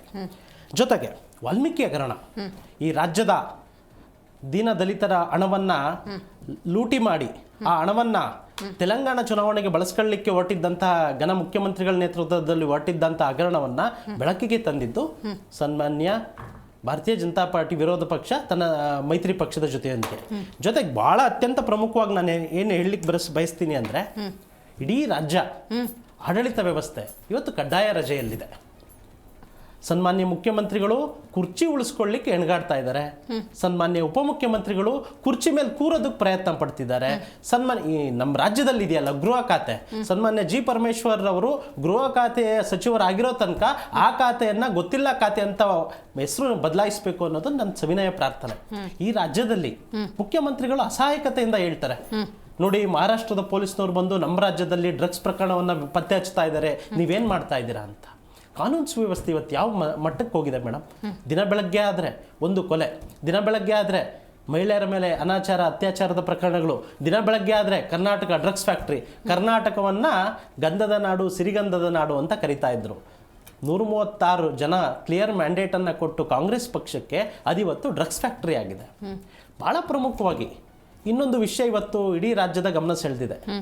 ಜನ ಪೊಲೀಸ್ ಠಾಣೆಗೆ, ನ್ಯಾಯಾಲಯಕ್ಕೆ ಒಂದು ವಿಶೇಷವಾದ ನಂಬಿಕೆ ಇಟ್ಟು ನಮ್ಗೇನೋ ಅಲ್ಲಿ ನ್ಯಾಯ ದೊರಕುತ್ತೆ ಅಂತ ಹೋಗ್ತಾರೆ. ಅಂತಹ ಸ್ಥಳಗಳಲ್ಲಿ, ಅಂತಹ ಪ್ರಕರಣಗಳಲ್ಲಿ ಇಂತಹ ಕೃತ್ಯಗಳು ನಡೆದಾಗ ಅಂತಹ ಸಂಸ್ಥೆಗಳ ಮೇಲೆ ಈ ರಾಜ್ಯದ ಜನಕ್ಕೆ ಅಪಮಾನ ಆಗುವಂತ ಅನುಮಾನ, ನಂಬಿಕೆನೇ ಹೊರಟೋಗುತ್ತೆ. ಜೊತೆಗೆ ಆ ಘಟನೆ ಏನಿದೆ, ಇಡೀ ಪೊಲೀಸ್ ವ್ಯವಸ್ಥೆಗೆ, ಇಡೀ ಪೊಲೀಸ್ ಇಲಾಖೆಗೆ ಅಪಮಾನ ಮಾಡಿರ್ತಕ್ಕಂಥ ಘಟನೆ. ನೀವು ಕೇಳಿ, ಇವತ್ತು ಸಂಜೆ ಆದ್ಮೇಲೆ ಕೇಳಿ ಪರಮೇಶ್ವರ್ ಅವ್ರನ್ನ, ನನಗೆ ಗೊತ್ತಿಲ್ಲ, ವರದಿ ಪಡೆದು ಮಾಡ್ತೀನಿ ಅಂತ. ನೋಡಿ, RB ತಿಮ್ಮಾಪುರ್ ಮೇಲೆ ಇದೇ ಮೊದಲ ಬಾರಿಗೆ ಈ ಪ್ರಕರಣ ದಾಖಲೆ ಆಗಿಲ್ಲ. ಈ ಹಿಂದೆನೂ ಕೂಡ ಅವರು ಲಂಚದಲ್ಲಿ ಭಾಗಿಯಾಗಿದ್ದಾರೆ ಅನ್ನೋ ಗುಮಾನೆ ಇತ್ತು. ನಾನು ಯಾವಾಗ್ಲೂ ಒತ್ತಿ ಹೇಳ್ತಾ ಇರ್ತೀನಿ ಮೇಡಮ್, ಇದು ಜನ ವಿರೋಧಿ ಸರ್ಕಾರ, ಇದು ಹಗರಣಗಳ ಸರ್ಕಾರ ಅಂತ. ನಿಮ್ಮ ಒಬ್ರು ಸಚಿವರು ವಾಲ್ಮೀಕಿ ಹಗರಣದಲ್ಲಿ ಇದ್ದಾರೆ, ಇನ್ನೊಬ್ರು ಸಂಭಾವಿತ ಸಚಿವರು ಭೂ ಹಗರಣದಲ್ಲಿ ಭಾಗಿಯಾಗಿದ್ದಾರೆ, ಇನ್ನೊಬ್ರು ಸನ್ಮಾನ್ಯ ಮುಖ್ಯಮಂತ್ರಿಗಳು ಕುರ್ಚಿ ಉಳಿಸ್ಕೊಳ್ಳಕ್ಕೆ, ಸನ್ಮಾನ್ಯ ಉಪಮುಖ್ಯಮಂತ್ರಿಗಳು ಕುರ್ಚಿ ಪಡೆದುಕೊಳ್ಳೋದಕ್ಕೆ. ಸೊ ಎಲ್ಲರೂ ಕೂಡ ಅಧಿಕಾರದ ಮದದಲ್ಲಿ ಮತ್ತೆ ಅಧಿಕಾರವನ್ನ ಪಡೆಯುವಂತಹ ಇರೋದ್ರಿಂದ ಜನಗಳ ಹಿತ, ಜನಗಳ ರಕ್ಷಣೆಯನ್ನ ಮಾಡಬೇಕಾದಂತ ಇಡೀ ವ್ಯವಸ್ಥೆ ಕುಸಿದೋಗಿದೆ. ಆದ್ರಿಂದ ಈ ಸರ್ಕಾರ ತೊಲಗಬೇಕು. ಜನ ವಿರೋಧಿ ಕಾಂಗ್ರೆಸ್ ಸರ್ಕಾರ ಅಧಿಕಾರದಿಂದ ಕೆಳಗಿಳಿದಾಗಲೇ ಮಾತ್ರ ಈ ರಾಜ್ಯದ ಜನಕ್ಕೆ ಒಂದು ನೆಮ್ಮದಿಯ ನಿಟ್ಟುಸಿರನ್ನ ಬಿಟ್ಟಂತಾಗುತ್ತದೆ. ಡೀಟೇಲ್ ಆಗಿ ಮಾತಾಡ್ತೀನಿ. ನೋಡಿ, ಅಬಕಾರಿ ಇಲಾಖೆಗೆ ಸಂಬಂಧಪಟ್ಟಂತೆ ಆಗಿರುವಂಥ ಹಗರಣದ ಬಗ್ಗೆ ಏನಾಯಿತು ಅನ್ನೋದ್ರ ಬಗ್ಗೆ ಡೀಟೇಲ್ ಆಗಿ ತಿಳಿಸ್ಕೊಡೋದಕ್ಕೆ ಸ್ವತಃ ದೂರುದಾರ ಆಗಿರುವಂತಹ ಲಕ್ಷ್ಮೀನಾರಾಯಣ್ ಅವರು ನಮ್ಮದೇ ಸ್ಟುಡಿಯೋದಲ್ಲಿದ್ದಾರೆ. ಅವ್ರ ಹತ್ರ ಕೂಡ ಮಾತಾಡೋಣ. ಅದು ಎತ್ತ ಸಾಗ್ತಾ ಇದೆ ನಮ್ಮ ರಾಜಕೀಯ ವ್ಯವಸ್ಥೆ, ನಾವು ಆಯ್ಕೆ ಮಾಡಿರುವಂಥ ಜನಪ್ರತಿನಿಧಿಗಳು ಏನು ಮಾಡ್ತಿದ್ದಾರೆ ಅನ್ನೋದು ಸಹಜ ಪ್ರಶ್ನೆ, ರೈಟ್? ಈಗ ಅಬಕಾರಿ ಇಲಾಖೆ ಅಂದಾಗ ಲಕ್ಷ್ಮೀನಾರಾಯಣ್ ಸರ್, ಅಲ್ಲಾಯಿತು, ಭ್ರಷ್ಟಾಚಾರ ಆಗ್ತಿದೆ, ಓಪನ್ ಸೀಕ್ರೆಟ್ ಗೊತ್ತಿದೆ, ಎಷ್ಟರ ಮಟ್ಟಿಗೆ ಲಂಚ ತಗೋತಾರೆ. ನಮ್ಗೆ ಜನಕ್ಕೆ ಬರೋ ಪ್ರಶ್ನೆ ಏನು ಗೊತ್ತಾ, ಸಚಿವರಿಗೆ ಪಾಲಿದೆಯಾ ಇದರಲ್ಲಿ ಅಂತ ಬರುತ್ತೆ. ಮೇಡಮ್ ಖಂಡಿತ ಇದೆ, ಪಾಲಿಲ್ಲ. ನನ್ನ ಮುಂದೆ ಹೇಳಿದಾರಲ್ಲ, ನಾನು ಅಲ್ಲಿ ಇದು ಎಕ್ಸೈಸ್ ಫೀಲ್ಡ್ಗೆ ಲಿಕ್ಕರ್ ಹೊಳಗೆ ಹೊಸವಾನೆ. ನಾವೊಂದು 20-30 ವರ್ಷದ ಹಿಂದೆ ಮಾಡ್ತಿದ್ವಿ, ಹೋಲ್ಸೇಲ್ ಎತ್ತು ಬಿಡಿ, ಈಗ ಹೊಸವಾನೆ. ಈ ಮಗ ಏನೋ ಬೇಕು ಅಂತ ಹೇಳಿದ್ದಕ್ಕೆ ಅಲ್ಲಿ ಹೋಗಿದ್ದೆ. ಅಲ್ಲಿ ಹೋಗಿ ನೋಡಿದಾಗ ಆ ಫಿಗರ್ಸ್ ಕೇಳಿ ನನಗೆ ಶಾಕ್ ಆಯಿತು ಮೇಡಮ್. ಅದು ನಾ ಏನು ಹೇಳ್ತಿದ್ರು, ಒಂದು 50 ಸುಮ್ಮನೆ ಏನೋ ಆಚೆ ಮಾತಾಡ್ತಾರಲ್ಲ, ಏನೋ ಬರೀ ಮಾತುಗಳಿರ್ಬೇಕು ಬಿಡಿ, ಅಲ್ಲಿ ಬೇರೆ ಏನೋ ಇರ್ಬೋದು, ಒಳಗಡೆ ಹೋದರೆ ಹಾಂ ಅಂತ ಇಲ್ಲ ಲಾಸ್ಟ್ ಟೈಮ್ ಎಲ್ಲ 50-60 ಅಷ್ಟೇ ನಡೀತಿದ್ದೆ ಅಂತ. ಅಲ್ಲಿ ಹೋಗಿ ನೋಡಿದಾಗ CL7ಗೆ ಪಾಪ ಅವ್ರಾಗಲೇ ಏನು ಹೇಳ್ತಿದ್ರು, 2.5 ಅಲ್ಲ 2.5 2ಕ್ಕೂ ಸ್ಪ್ಲಿಟ್ ಮಾಡಿ ಅದು CL7ಗೆ 80 ಲಕ್ಷ, ಬೇರೆಯವ್ರಿಗಾದ್ರೆ 1 ಕೋಟಿ, ನಮಗೇನೋ ನಾನೇನೋ ಇದು ಅಂತೇನು ಏನು ಅಂದ್ಕೊಂಡ್ರೆ ಗೊತ್ತಿಲ್ಲ, ಡೈರೆಕ್ಟಾಗಿ ಹೋಗಿದ್ದಕ್ಕೆ ಇರಬೇಕು. ಮೈಕ್ರೋ ಬ್ರೀವರಿಗೆ 1.5 ಕೋಟಿ ಅಂತ, 2 ಸೇರಿ 2.30. ಅದರಲ್ಲಿ ಅವರೇನೋ ಸ್ಪೆಷಲ್ ಇದು ಅಂತೇಳಿ ಆಫರ್ ಅಂತೇಳಿ 5 ಲಕ್ಷ ಡಿಸ್ಕೌಂಟ್ ಕೊಟ್ಟಿದ್ದಾರೆ. ಇದು ಕತೆ. ಈ ಪರಿಸ್ಥಿತಿ ಅಲ್ಲಿ ನೋಡಿದಾಗ ಅಲ್ಲ, ನಿಮ್ದೇನೋ ಒಂದು ಪೊಲಿಟಿಕಲ್ ಬ್ಯಾಕ್ಗ್ರೌಂಡ್ ಇದೆ, ನೀವು ಇದನ್ನು ಧ್ವನಿ ಎತ್ತಿರ್ತೀರಿ. ಈ ಕೆಲವರು ಉದ್ಯಮಿಗಳು ನಾವು ಉದ್ಯಮ ಮಾಡಲೇಬೇಕು, ಬಾರ್ ಲೈಸೆನ್ಸ್ ಪಡ್ಕೋಬೇಕು ಅಂತ ಬಂದವರು ಮೇಡಮ್, ಇದೆಲ್ಲ ಯಾವುದು ತಗೊಂಡ್ರು ಎಲ್ಲ ಕಡೆನೂ ಇದೆ, ಇದೊಂದೇ ಡಿಪಾರ್ಟ್ಮೆಂಟ್ ಅಲ್ಲ, ಇದರಲ್ಲಿ ಹೆಚ್ಚಿಗಿದೆ ಅಷ್ಟೇ. ಈಗೆಲ್ಲ ಕಣ್ಣು ಎಲ್ಲಿ ಇಲ್ಲಿ ಕುಡ್ಕರ ಮೇಲೆ ಅಲ್ಲಿಂದ ತಂದು ಇದನ್ನು ಮುಚ್ಚಬೇಕು ಅನ್ನೋದು ಎಲ್ಲ ಸರ್ಕಾರದಲ್ಲೂ ನಡೆದಿದೆ. ನಾನು ಇವ್ರದ್ದು ಅವ್ರದ್ದು ಅಂತ ಹೇಳ್ತಿಲ್ಲ, ನಾನೊಬ್ಬ ಕಾಂಗ್ರೆಸ್ ಮೇಲೆ ನಾನು ಆಗ ಬಿಡಿ, ಈಗ ನಾವೆಲ್ಲ ಈಚೆ ಬಿಟ್ಟು ನಾನು ಸಿದ್ದರಾಮಯ್ಯ ಮೇಲೆ ಹಾಕಿದೆ, ಅಶೋಕ್ ಅವ್ರ ಮೇಲೂ 2014 FIR ಮಾಡಿಸಿದ್ದೆ BMTF. ನಮಗೆ ಜಾತಿ ಇಲ್ಲ, ನಮಗೆ ಪಾರ್ಟಿ ಇಲ್ಲ, ಯಾರು ಭ್ರಷ್ಟರು ಅವ್ರ ಜಾತಿನೇ ಬೇರೆ, ಇದು ಅವ್ರ ಆ ಜಾತಿನೇ ಬೇಡ, ಆ ಜಾತಿಗೆ ನಾವು ವಿರೋಧನೇ, ಯಾವ ಲೆವೆಲ್ಗೆ ಬೇಕಾದ್ರೂ ಹೋಗ್ತೀವಿ. ಜನಕ್ಕೊಂದು ಡೌಟ್ ಬರುತ್ತೆ ಸರ್, ಕೇಳ್ಬಿಡ್ತೀನಿ ಓಪನ್ ಆಗಿ. ಈಗ ಈ ಹೊರಗಡೆ ಒಂದು 25-30 ಲಕ್ಷನೋ 50 ಲಕ್ಷದವರೆಗೆ ಇರುತ್ತೆ, 2 ಕೋಟಿ 30-39 ಲಕ್ಷ ನಿಮ್ಗೇನು ಐಡಿಯಾ ಇರಲಿಲ್ಲ ಅಂತ. ಈ 50-60 ಲಕ್ಷದಲ್ಲಾಗಿರೋ ನೀವು ಕೊಟ್ಟು ಬಂದ್ಬಿಡ್ತಿದ್ರಾ? ಮೇಡಮ್, ನಾನೆಲ್ಲೂ ಕೊಡೋನಲ್ಲ, ನನ್ನ ಹಿಸ್ಟ್ರಿ ನಿಮ್ಗೆ ಎಷ್ಟು ಗೊತ್ತು, ನಾನು ಹೇಳ್ಕೊಂಡ್ರೆ ಚೆನ್ನಾಗಿರಲ್ಲ. ಈಗ ನಾಳೆ ಏನಾಗುತ್ತೆ ಅಂದರೆ ಕೋರ್ಟ್ ಎವಿಡೆನ್ಸ್ ಇದೋ ಇವ್ರು ಇದೆ ಅಂತ ಬರುತ್ತೆ. ನಾನು ಲೋಕಾಯುಕ್ತ ಲಾಸ್ಟ್ ಟೈಮ್ ಲೋಕಾಯುಕ್ತ ಮುಚ್ಚಿದ್ದೆ ನನ್ನ ಕೇಸಿಂದ. ಈಗ ACB ಕ್ಲೋಸ್ ಆಗಿದ್ದೆ, ನಾನು ಅವ್ರಿಗೆ ADGPಗೆ ಬಿಟ್ಟಿಲ್ಲ, ಇವ್ರಿಗೆ ಬಿಡ್ತೀವಿ, ನಾವು ಲಂಚ ಕೊಟ್ಟು ಬರ್ತೀವ. ನಾವು ಅದು ನ್ಯಾಯ ನೀತಿಗೆ ಕಷ್ಟ ಸುಖಕ್ಕೆ ಏನು ಬೇಕೋ ನೋಡ್ತೀವಿ. ಇದು ದೌರ್ಜನ್ಯ ಮಾಡೋ ಇದು ಕೇಳಿದ್ರೆ ನಾವು ಜೈಲಿಗೆ ಕಳಿಸ್ಬಿಟ್ಟೆ ಬರೋದು. ನಿಮ್ಮ ಹತ್ರ ಒಪ್ಪನ ಕೇಳಿದ್ರ? ಓಪನ್ ಮೇಡಮ್, ಈಗ ನಿಮ್ಗೆ ವಿಡಿಯೋ ಇದೆಯಲ್ಲ ಮೇಡಮ್, ಅಲ್ಲಿ ಅವ್ರಿಗೆ ನಾನು ಯಾರು ಅಂತ ಗೊತ್ತಿಲ್ಲ, ಅವ್ರು ಯಾರೋ ಬಕ್ರಾ ಬಂದಿದೆ, ಒಳ್ಳೆ ಒಂದು ಸ್ವಲ್ಪ ಜೋರು, ಈಗ ನಾವು ತೋರಿಸ್ಕೊಂಡಿಲ್ಲ. ಈಗ ನಮ್ಮ ಕಾರು ಇದು ಅಲ್ಲಿ ಬಂದು ನೋಡಿ, ನಾವೆಲ್ಲ ಚೈನಾಯಿಂದ ತರಿಸಿದ್ದೆ, 7 ಕಂಟೈನರ್ ತಂದಿದ್ದೀನಿ ಅಲ್ಲಿಂದ, ಎಲ್ಲ ಮೆಟೀರಿಯಲಿಂದ ಹಿಡ್ಕೊಂಡು ಟೇಬಲ್ ಚೇರಿಂದ ಹಿಡಿದು ಅಲ್ಲಿ ತಂದು ಒಂದು ಫ್ಯಾಷನ್ ಆಗಿ ಮಾಡಿದ್ದೀನಿ ಮೇಡಮ್. ನಾನು ದುಡ್ಡಿಗೆ ಮಾಡ್ತಾ ಇಲ್ಲ, ಇದು ಒಂದು ಲ್ಯಾಂಡ್ ಮಾರ್ಕ್ ಮಾಡಿದ್ದೀವಿ. ಅದು ಏನು ಮಾಡ್ತಾರೋ ಅದರಿಂದ 20% ಕಮ್ಮಿ ಇಡಬೇಕು ಅಂತ ಹೇಳಿದ್ದೀನಿ ಮಗನಿಗೆ. ದುಡ್ಡಿಗೆ ಮಾಡ್ತಾ ಇಲ್ಲ, ಇದು ಸರ್ವಿಸ್ ಮಾಡ್ತಾ ಇರೋದು. ನಾವು ಬೇರೆ ಕಡೆ ಎಲ್ಲ ಹೋಗಿ ನೋಡಿ ಬಂದಿದ್ದೀವಿ. ಈಗ ನಮ್ಮದು ಯಾಕೆ ಇರಬಾರ್ದು ಹಿಂಗೆ ಅಂತ, ವಿತ್ ಪೂಲಲ್ಲಿ ಸಿಟ್ಟಿಂಗು ಎಲ್ಲ ಫುಲ್ ಬೇರೆ ಲೆವೆಲ್ಗೆ ಮಾಡಿದ್ದೀನಿ. ಯಾಕಂದ್ರೆ ನಿಮ್ಗೆ ಅದು ಫೋಟೋನು ಕೊಡ್ತೀನಿ, ನೀವು ಹಾಕ್ಬೋದು. ಆ ಥರ ಇದು ಮಾಡಿ ಒಂದು ಫ್ಯಾಷನ್ಗಾಗಿ ಮಾಡಿದ್ದೀನಿ. ಯಾರು ಬಂದವ್ರು ಖುಷಿಯಿಂದ ಹೋಗ್ಬೇಕು. 4 ಜನ ಅಲ್ಲಿ ಅಟ್ಲೀಸ್ಟ್ ಮಿಡ್ಲ್ ಕ್ಲಾಸ್ ಜನ ಬಂದು ಅಲ್ಲಿ ಎಂಜಾಯ್ ಮಾಡಿ ಹೋಗ್ಬೇಕು ಅನ್ನೋ ಒಂದು ಕಾನ್ಸೆಪ್ಟ್ ಇಟ್ಕೊಂಡು ಮಾಡಿದ್ದೀನಿ. ದುಡ್ಡು ಮಾಡಿದರೆ ಬೇರೆನೇ ಮಾಡ್ತಿದ್ವಿ.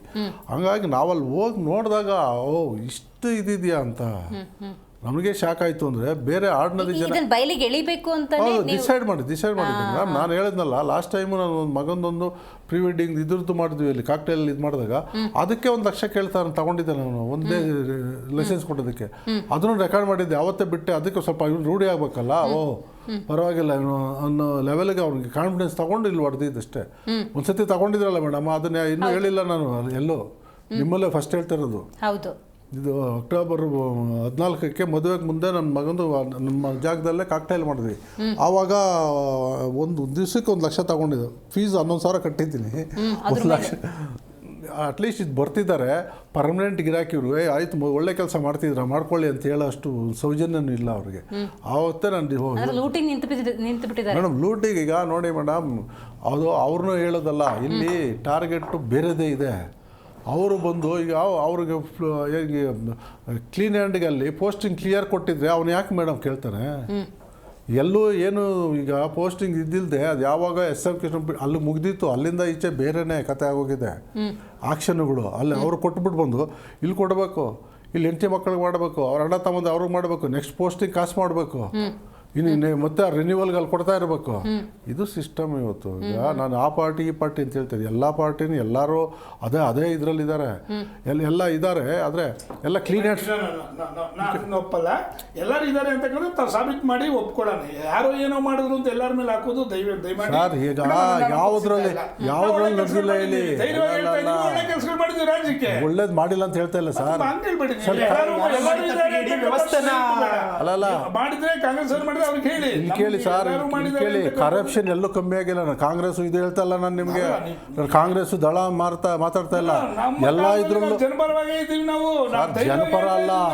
ಯಾವತ್ತು ಫ್ರೀ ಎಲ್ಲಿ ದುಡ್ಡಿಲ್ದೆ ಯಾರು ಪೋಸ್ಟಿಂಗ್ ಕೊಟ್ಟಿದ್ದಾರೆ ಸರ್?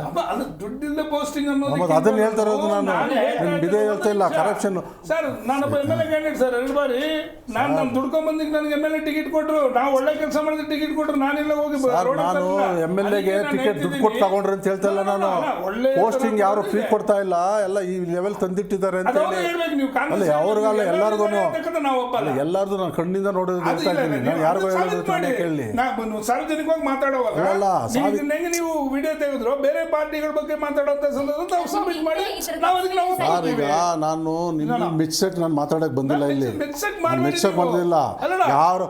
ಅಲ್ಲ ನನಗೆ ವಾಸ್ತವಾಂಶ ಬೇಕು ಸರ್. ಹೌದು ವಾಸ್ತವಾಂಶನೇ. ಅಲ್ಲ ಒಂದ್ ನಿಮಿಷ ಅದನ್ನೇ ಹೇಳ್ತಾ ಇರೋದು. ಅದನ್ನೇ ಹೌದು ಎಲ್ಲರೂ ಕೊಟ್ಟಿದ್ದಾರೆ. ಯಾರು ಸತ್ಯಹರಿಶ್ಚಂದ್ರ ಯಾರು ಇಲ್ಲ ಇಲ್ಲಿ. ಯಾರು ಸತ್ಯಹರಿಶ್ಚಂದ್ರ ಹೇಳ್ಕೊಂಡಿಲ್ಲ ಬಿಡಿ. ಈಗ ಯಾರು ನಮ್ಮನ್ನ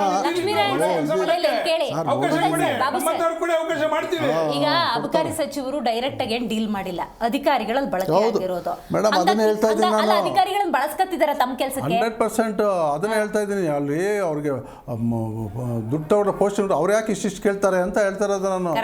ಅದ್ರಲ್ಲಿ ಯಾರು ಫ್ರೀ ಪೋಸ್ಟಿಂಗ್ ಯಾರು ಕೊಟ್ಟಿದ್ದಾರೆ ಅಂತ ನಾನು ಎಲ್ಲರದ್ದು ಸೇರಿಸಿ ಹೇಳ್ತಾ ಇದ್ದೀನಿ. ನಾನು ಇವತ್ತಿಂದ ಅಂತ ಹೇಳ್ತಾ ಇಲ್ಲ. ಇವತ್ತಿಗೆ ಎಕ್ಸಾಂಪಲ್ ಕೊಡ್ತೀನಿ. ಆಗಿರೋದು ಕಣ್ಣು ಮುಂದೆ ಇದೆ.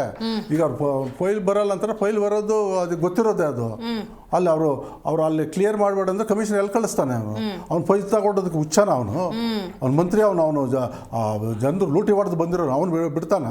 ಅವ್ನು ಇವನ ಕೈಯಲ್ಲಿ ಇವನ್ನ ಕುರಿ ಮಾಡೋದಕ್ಕೆ ಇವನು ಹೋದ್ರೆ ಜೈಲಿಗೆ ಇವನು ಹೋಗ್ಬೇಕು. ಅವನೇನಕ್ಕೆ ಹೋಗ್ತಾನೆ?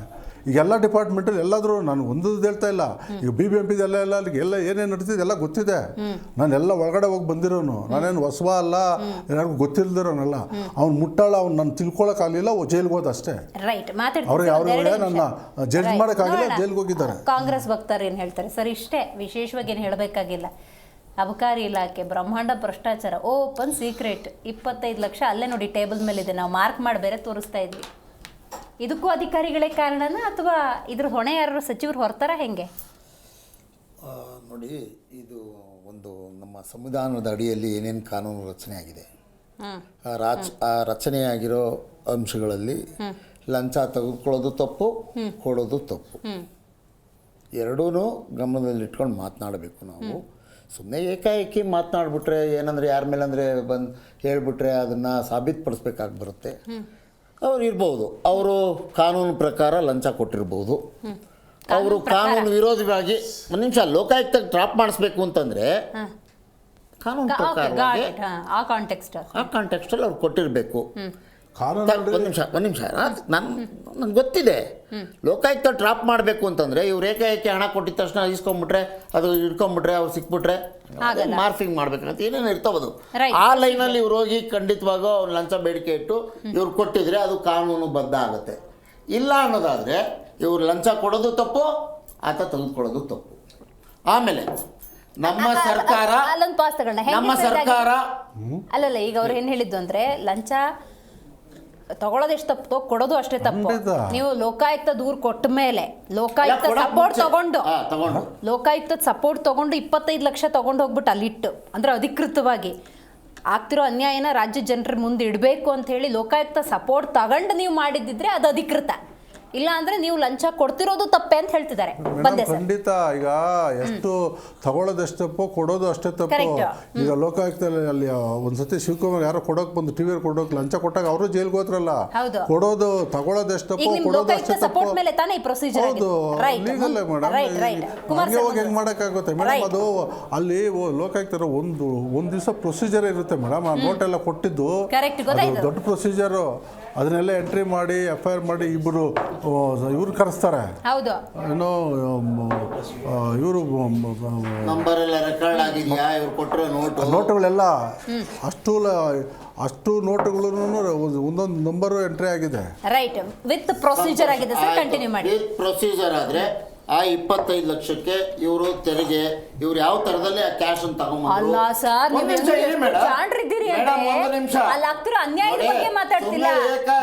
ಆಪಾದನೆ ಮಾಡುವಾಗ ಅವರು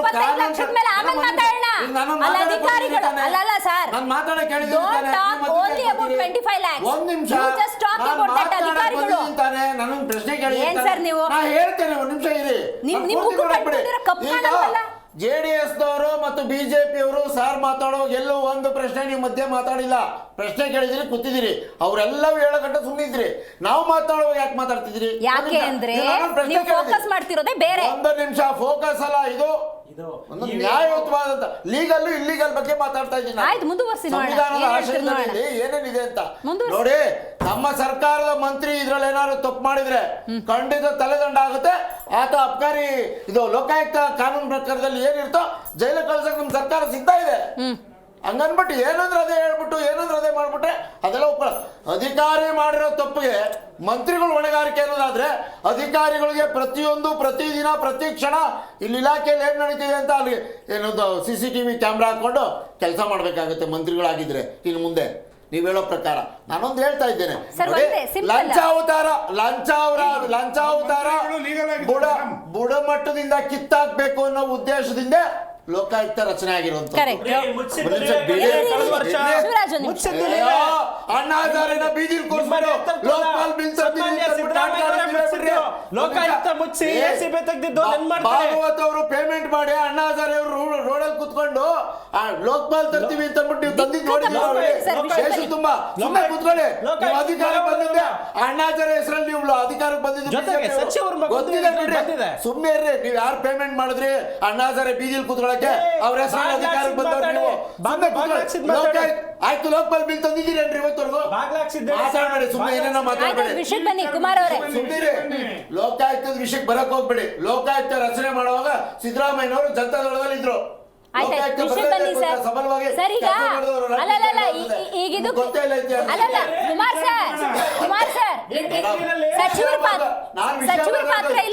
ಮಾತಾಡುವಾಗ ನಾನೊಂದು ಶಬ್ದ ಮಾತಾಡಿಲ್ಲ.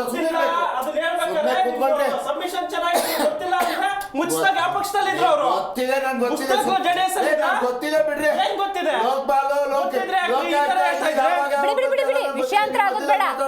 ನೀವು ಮಾತಾಡುವಾಗ ಕುಮಾರ್ ಸರ್ ಈಗ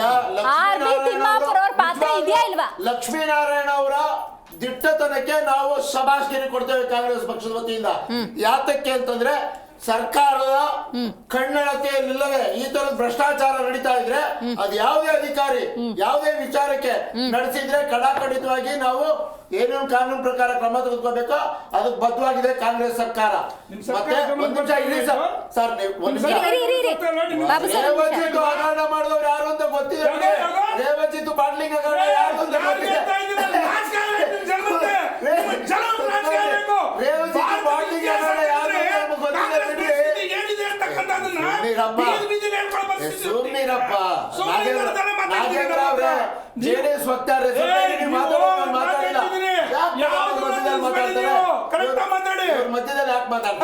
ಮಾತಾಡಿಲ್ಲ. ಇವ್ರು ಮಿನಿಸ್ಟ್ರು ಲೀಗಲ್ ಆಗಿದ್ರೆ 25 ಲಕ್ಷ ಲೀಗಲ್ ಆಗಿ ತಂದಿದ್ರೆ ಲೀಗಲ್ ತಗೋತಾರೆ ಪಾಪ ಟ್ಯಾಕ್ಸ್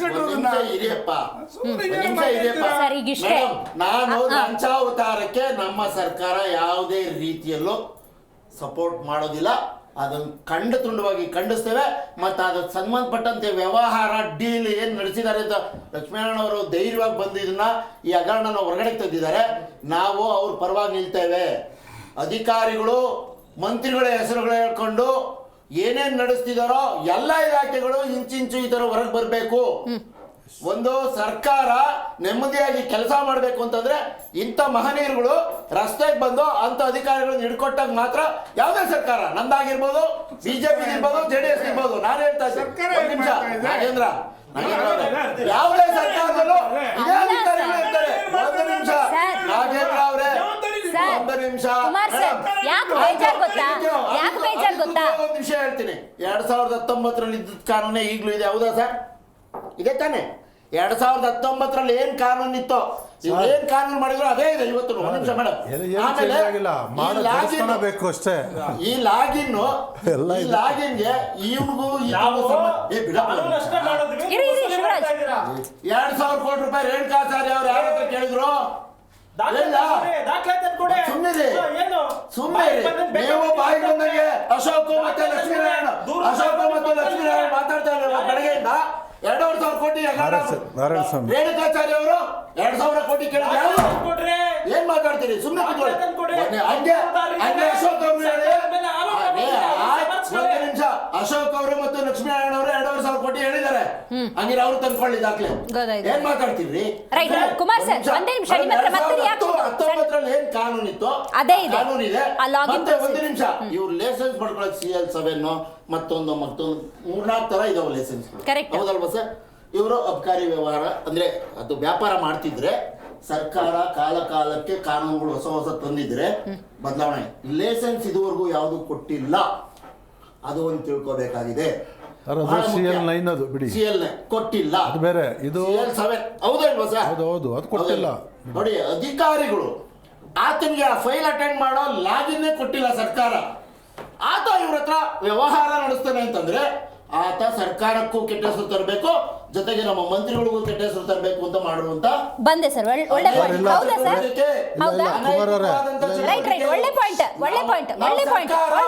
ಖಂಡಿಸ್ತೇವೆ. ನಿಮ್ಮಂತವರು ಧೈರ್ಯವಾಗಿ ಎಲ್ಲ ಇಲಾಖೆಗಳಲ್ಲೂ ಯಾರ್ಯಾರು ಭ್ರಷ್ಟಾಚಾರ ಮಾಡ್ತಿದ್ದಾರೆ ಅವ್ರ ಬೆಲೆ ಹಾಕ್ಲೇಬೇಕು. ನಾನು ನಿಮ್ಮ ಇದಕ್ಕೆ ಆನ್ಸರ್ ಮಾಡ್ತೀನಿ. ಯಾರು ಸೂಪರ್ಡೆಂಟ್ ಬಂದಿದ್ದ ಅವ್ನು ಲಾಗಿನ್ ಕೊಟ್ಟಿಲ್ಲ, ಸೂಪರ್ಡೆಂಟು ಅವ್ರಿಗೆ DC ಕೆಳಗಡೆ ಬರೋದು ಅಂತ ನೆನ್ನೆ ತಿಮ್ಮಾಪುರರು ಹೇಳಿದ್ರು. ಅದನ್ನು ನೋಡಿ ನಾನು ನೆನ್ನೆ ಏನು ಡ್ರಾಪ್ ಮಾಡ್ತೀವಿ ಅದು 2 ನಿಮಿಷದ ಮುಂದೆ ಅದೇ DC ನನ್ನ ಹತ್ರ ಮಾತಾಡಿರೋದು, ಅದ್ರ ಮೇಲೆ ನಾನು ಕಂಪ್ಲೇಂಟ್ ಕೊಟ್ಟಿದ್ದೀನಿ. ಅಲ್ಲಿವರೆಗೂ ನಾವು ಅವ್ರ ಮೇಲೆ ನಾವು ಆಪಾದನೆ ಮಾಡಿದನಲ್ಲ, ನನಗೆ ಸಂಬಂಧ ಇರೋದು. ನಾನು ಯಾರು ಅಧಿಕಾರಿಗಳೇ, ನಾನು ಅಷ್ಟು ಅನಾಗರಿಕನಲ್ಲ, ಇಲ್ಲ ಯಾರ್ದೋ ಏನೋ ಕೇಳಿ ಹೋಗಿ ಮಾಡೋಂತನೂ ಅಲ್ಲ.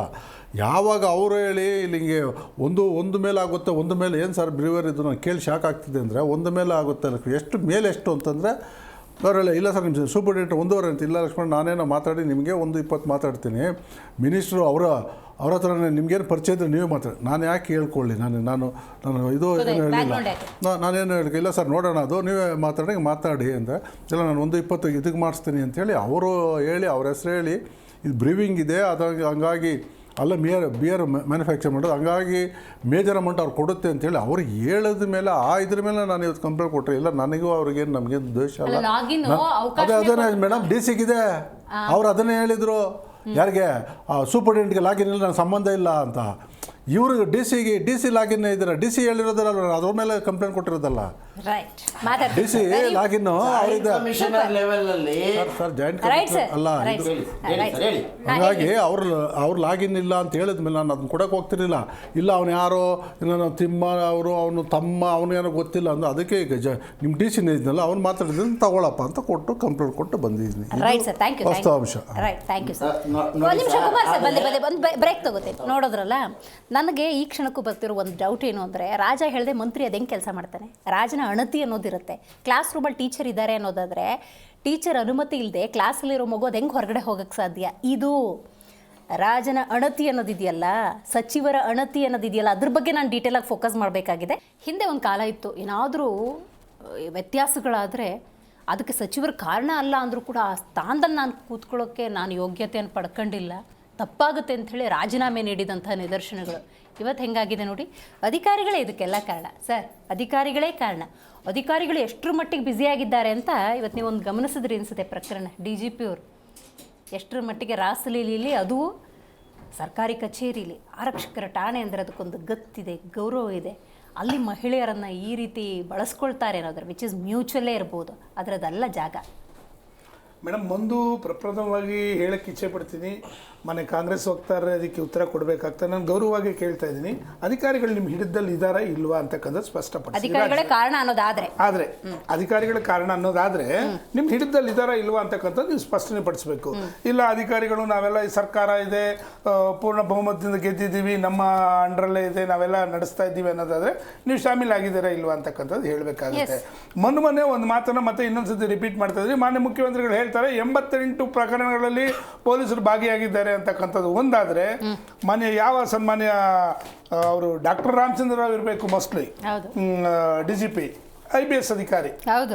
ಮೇಡಮ್ ನೋಡಿ, ಸಾರ್ವಜನಿಕರು ನಮ್ಮ ಕಷ್ಟಗಳನ್ನ ಹೇಳಿಕೊಂಡು ಒಂದು ಸರ್ಕಾರಿ ಕಚೇರಿಗಳಿಗೆ ಹೋದಂಥ ಸಂದರ್ಭದಲ್ಲಿ, ಅದರಲ್ಲೂ ವಿಶೇಷವಾಗಿ ಹೆಣ್ಮಕ್ಳು ಒಬ್ಬರು ರೂಪದರ್ಶಿಯಾಗಿರ್ತಾರೆ, ಮಿಕ್ಕಿದ ಒಂದು 3 ಜನ ಮಾಮೂಲಿ ಸಾಮಾನ್ಯವಾದಂಥ ಕಂಪ್ಲೇಂಟ್ಗಳು ಕೊಟ್ಟಿರ್ತಕ್ಕಂಥವ್ರು.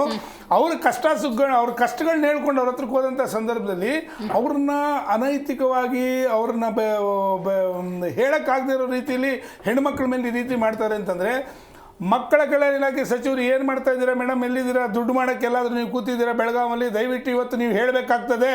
ಎಲ್ಲೋಗಿದ್ರಿ? ಎಲ್ಲದಕ್ಕೂ ಮಾತಾಡ್ತಾ ಇದ್ದೀರಲ್ಲ, ಯಾಕೆ ಈ ವಿಚಾರದಲ್ಲಿ ಇದುವರೆಗೂ ಮಾತಾಡಿಲ್ಲ? ಈ ಒಂದು ರಾಮಚಂದ್ರ ರಾವ್ ಇತಿಹಾಸ ತಗೊಳ್ಳೋದಾದ್ರೆ, ಸನ್ಮಾನ್ಯ ನಮ್ಮ ಇವರಿದ್ರಲ್ಲ, ಯಾರು ಈ ಚಿನ್ನದ ರಣ್ಯಾರಾವ್ ಅವ್ರ ಸ್ವಂತ ತಂದೆ ಇವರು, ಬೇರೆಯವ್ರು ಯಾರು ಅಲ್ಲ. ಇವರು ಆಗಲೇ ಹಿಂದೆ ಈಗ ತಾನೇ ಈ ಹಗರಣ ಬಂದಂಥ ಸಂದರ್ಭದಲ್ಲಿ ಒಂದು ಮಾತನ್ನು ಹೇಳ್ತಾರೆ, ನಾನು ಈಗಲೇ ನೋಡ್ತಾ ಇದ್ದ ಈ ವಿಡಿಯೋನ, ನನಗೆ ಗೊತ್ತೇ ಇಲ್ಲ ಇದು ಏನ್ ಮಾಡಿದಾರ್ರಿ, ಯಾರು ಹೇಳಿದ್ದು ನಮಗೆ? ಫ್ಯಾಬ್ರಿಕೇಟೆಡ್. ಮೇಡಮ್ ಇನ್ನೊಂದು ಏನು ಗೊತ್ತಾ, ರಾಷ್ಟ್ರಧ್ವಜ ಪಕ್ಕದಲ್ಲಿದೆ, ಕಚೇರಿ ನಮ್ಮ ಏನು ಸರ್ಕಾರಿ ಕಚೇರಿ, ನೋಡಿ ಅಲ್ಲಿ ನೋಡಿ ರಾಷ್ಟ್ರಧ್ವಜ ಕಾಣ್ತಾ ಇದೆ. ನೋಡಿ ನೀವು ಒಂದು ನಿಮಿಷ, ನೀವು ಮಾಡ್ತಾ ಇರ್ತಕ್ಕಂಥ ಕೆಟ್ಟ ಕೆಲಸ ಯಾವ ಮಟ್ಟಕ್ಕಿದೆ ಅಂತಕ್ಕಂಥದ್ದನ್ನ. ಇನ್ನೊಂದು, ಇವ್ರ ಮನೇಲಿ ಅಕ್ಕ ತಂಗಿರು ಅಣ್ಣ ತಮ್ಮದಿರು ಯಾರು ಇಲ್ವಾ ಮೇಡಮ್? ಇವ್ರ ಅಕ್ಕ ತಂಗಿರು ಅಥವಾ ಹೆಂಡತಿ ತಂದೆ ತಾಯಿ ಇವ್ರ ಮನೆಗೆ ಹೋದ್ರೆ ಏನು ಉತ್ತರ ಕೊಡ್ತಾರೆ ಇವರು? ಅಲ್ಲ ಸರ್, ಯಾವ ಧೈರ್ಯದಲ್ಲಿ ಹೆಣ್ಮಕ್ಳು ನೋಡಿ DGP ಕಚೇರಿಗೆ ಹೋದ್ರೆ ನಮಗೆ ನ್ಯಾಯ ಸಿಗುತ್ತೆ ಅಂತ ಹೋಗ್ತಾರೆ? ಆಮೇಲೆ ಇನ್ನೊಂದು ಏನು ಅಂತಂದ್ರೆ, ಹಿಂದೆ ಇವರು ಕೂಡ ಸನ್ಮಾನ್ಯ ಹೋಮ್ ಮಿನಿಸ್ಟರ್ ಜೊತೆಲಿ ಕೆಲವು ವಿಚಾರಗಳಲ್ಲಿ ಭಾಗಿಯಾಗಿದ್ದಾರೆ ಅಂತಕ್ಕಂಥ ಒಂದು ವಿಚಾರ ಕೂಡ ರಣ್ಯಾರಾವ್ ವಿಷಯದಲ್ಲಿ ಬಂದಿತ್ತು. ಈಗ ತಾನೇ ಅವರು ಓಡಿ ಹೋಗ್ತಾರೆ ಯಾರ ಮನೆಗೆ? ಸನ್ಮಾನ್ಯ ಹೋಮ್ ಮಿನಿಸ್ಟರ್ ಮನೆಗೆ. ಅವ್ರು ಯಾವಾಗ ಅವ್ರ ಮನೆ ಬಾಗಿಲಿಗೆ ಹೋಗ್ತಾರೆ ಅವ್ರಿಗೆ ಗೊತ್ತಾಗ್ಬಿಡುತ್ತೆ ವಿಚಾರ. ಗೊತ್ತಾಗಿದ ಕೂಡಲೇ ಅವರು ಅಪಾಯಿಂಟ್ಮೆಂಟ್ ಕೊಡೋದಿಲ್ಲ, ವಾಪಸ್ ಕಳಿಸ್ತಾರೆ. ಯಾಕೆ ಅಂತಂದ್ರೆ ಇವ್ರುಗಳ ವಿಚಾರದಲ್ಲಿ ನೋಡಿ, ತಂದೆ ಹೇಗೆ ಮಕ್ಕಳೇ ಹೇಗೆ ಅಂತಕ್ಕಂಥದ್ದನ್ನ ನಾವು ಇವತ್ತು ಹೇಳಬೇಕಾಗುತ್ತೆ. ಅವ್ರ ಮನೆ ಹೆಣ್ಣು ಮಕ್ಕಳು ಇವ್ರಿಗೇನು ಅವ್ರ ಮುಂದೆ ಈ ರೀತಿ ಆಗಿರ್ತಕ್ಕಂಥ ಅವ್ರು ಏನು ಉತ್ತರ ಕೊಡ್ತಾರೆ ಅಂತಕ್ಕಂಥದ್ದು ನಂಬರ್ 1.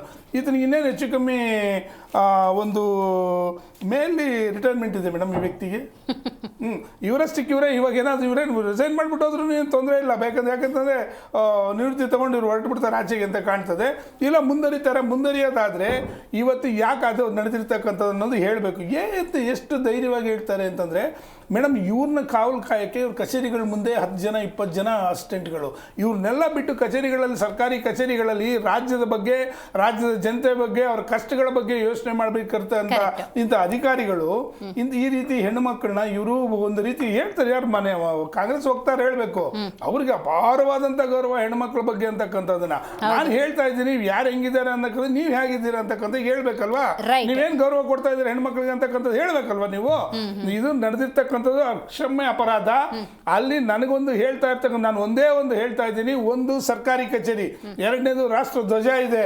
ನೀವು ಅಮಾಯಕರನ್ನ ಈ ರೀತಿ ಉಪಯೋಗಿಸ್ಕೊಳ್ಳೋದಾದ್ರೆ ಈ ಕೂಡಲೇ ಇವ್ರನ್ನ ಬಂಧಿಸಬೇಕು. ಯಾವುದೇ ಕಾರಣಕ್ಕೂ ಇವ್ರು ಬಂಧಿಸಲಿಲ್ಲ ಅಂತಂದ್ರೆ ಜಾತ್ಯತೀತ ಜನತಾದಳ ಮಿತ್ರ ಪಕ್ಷವಾದಂಥ BJP ಜೊತೆಲಿ ಸೇರ್ಕೊಂಡು ಉಗ್ರವಾದಂಥ ಹೋರಾಟ ಮಾಡುತ್ತೆ.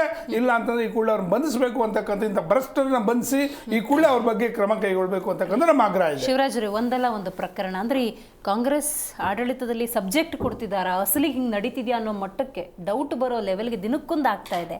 ಪ್ರತಿಪಕ್ಷವಾಗಿ ನೀವು ಏನು ಸ್ಟ್ಯಾಂಡ್ ತಗೋತೀರಿ ಅಂತ? ಬರೀ ಹೋರಾಟಗಳಲ್ಲ, ತಾರ್ಕಿಕ ಅಂತಿಗೆ ತಗೊಂಡು ಹೋಗ್ಬೇಕು, ತಪ್ಪು ಮಾಡಿದವ್ರಿಗೆ ಶಿಕ್ಷೆ ಆಗ್ಬೇಕು, ಅಲ್ಲಿವರೆಗೆ ತಗೊಂಡು ಹೋಗ್ಬೇಕು. ನೋಡಿ, ಎಲ್ಲ ಪ್ರಕರಣಗಳು ಒಂದು ಸೆಕೆಂಡ್ ಸರ್ ಕಂಪ್ಲೀಟ್ ಮಾಡ್ಬಿಡ್ತೇವೆ. ನೀವು ಕಂಟಿನ್ಯೂ ಮಾಡಿ. ಒಂದು ಲೈನ್ ಬಿಟ್ಬಿಟ್ಟೆ ಮೇಡಮ್.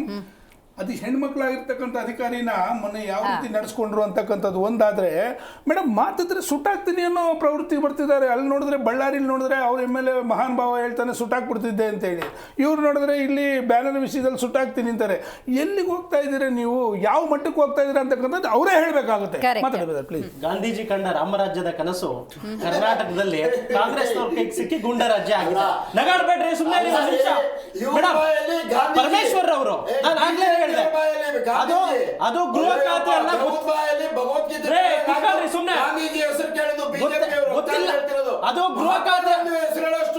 ಗೃಹ ಖಾತೆ ಅಲ್ಲ, ಅದು ಗೊತ್ತಿಲ್ಲ ಖಾತೆ. ಪರಮೇಶ್ವರ್ ಅವರು ಈ ಪ್ರಕರಣ ನಿಮ್ಗೆ ಸುಮ್ನೆ ಕುತ್ಕೊಳ್ರಿ. ಕಿಂಚಿತ್ತಾದಂತ ಒಂದ್ ನಿಮಿಷ ಸುಮ್ನೆ ಇರ್ರಿ.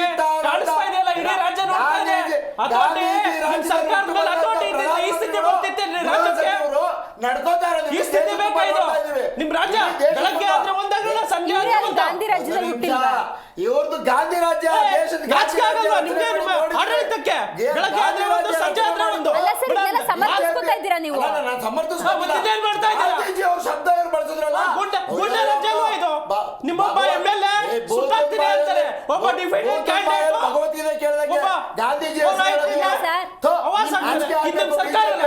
ಮೇಡಮ್, ಒಂದು ಪರಮೇಶ್ವರ್ ಅವ್ರಿಗೆ ನೈತಿಕತೆ ಇದ್ದಿದ್ರೆ ಎಸ್ DGP ಹೋದಾಗ ಕರೆದು ಕೇಳಿ, ಎಕ್ಸ್ಪ್ಲನೇಷನ್ ಕೇಳಿ, ಏನಾಯ್ತು ಅಂತ ಕೇಳಿ ಸಂಜೆ ಒಳಗಡೆ ಆರ್ಡರ್ ಮಾಡ್ಬೇಕಿತ್ತು. DGP ಒಬ್ರು ಭೇಟಿ ಆಗ್ಲಿಕ್ಕೆ ಹೋದಾಗ ಅಫಿಷಿಯಲ್ಸ್ ನ ಕರೆದು, ಸರ್ ಲೀಗಲ್ ಪ್ರೊಸೀಜರ್, ಅವ್ರಿಗೆ ನೈತಿಕತೆ ಇದ್ದಿದ್ರೆ ಅವ್ರಿಗೆ ಇಲಾಖೆ ಮೇಲೆ ಇಡೀ ಕೇಳಿಸ್ಕೊಂಡ್ರೆ. ವರ್ಷದಿಂದ ಮಾರ್ಫಿಂಗ್ ಮಾಡಿ, ಏನ್ ಮಾರ್ಫಿಂಗ್? ಈ ಹಿಂದೆ ಕೂಡ ಒಂದ್ ಹಗರಣದಲ್ಲಿ ನೀವೇನು ತಿರ್ಸ್ತೀರಿ? ನೀವು ತಿರ್ಸ್ತಾ ಇಲ್ಲ, ನೀವು ತಿರ್ಸ್ತಾ ಇರೋದು ಸಮಾಜಘಾತಕರು ವಹಿಸ್ಕೊಳಕ್ ಬಂದಿದ್ದೀರಾ ನೀವು. ಅವ್ರ ಅಧಿಕಾರಿ ತಪ್ಪು ಮಾಡಿದ್ರೆ ನಾನ್ ಕಂಪ್ಲೀಟ್ ಮಾಡೋದಕ್ ಬಿಡಿ ಮೇಡಮ್. ಈ ಹಿಂದೆ ಇದೇ ರಾಮಚಂದ್ರ ಇದೆ ವರದಿ ಕೇಳಿದೆ, ವರದಿ ಆಧಾರದ ಮೇಲೆ ಎಲ್ಲಾ ವರದಿಗಳು ಪರಮೇಶ್ವರ್ ಬಿಜೆಪಿ ಅವರು ಆದಿ ಬೀದಿಲಿ ಇಲ್ಲದೆ ಇರೋ ವಿಷಯ ರಾಮಚಂದ್ರ ರಾವ್ ಹೆಸರು ಈ ಹಿಂದೆನೂ ಕೂಡ ಒಂದು ದೊಡ್ಡ ಹಗರಣದಲ್ಲಿ ಬೆಳಕಿಗೆ ಬಂದಿತ್ತು. ಆಗ ಘನ ಸರ್ಕಾರ, ಸಿದ್ದರಾಮಯ್ಯನವರ ನೇತೃತ್ವದ, ಮುಖ್ಯಮಂತ್ರಿ ಸಿದ್ದರಾಮಯ್ಯನವರ ನೇತೃತ್ವದ ಘನ ಸರ್ಕಾರ, ಗೃಹ ಸಚಿವರ ಸರ್ಕಾರ ಏನ್ ಮಾಡ್ತು? ಅವರಿಗೆ ಕಡ್ಡಾಯ ರಜೆಯನ್ನ ಕೊಟ್ಟು ಅವ್ರನ್ನ ಕಳಿಸ್ತು. ಇವತ್ತು ಎಂತ ಸ್ಥಿತಿ ಬಂದಿದೆ? ಈಗ 10 ದಿನ ರಜೆ ತೆಗೆದುಕೊಂಡು ಅವರು ರೆಡಿ ಮಾಡಿದ್ದಾರೆ ಇವರು ಆಲ್ರೆಡಿ.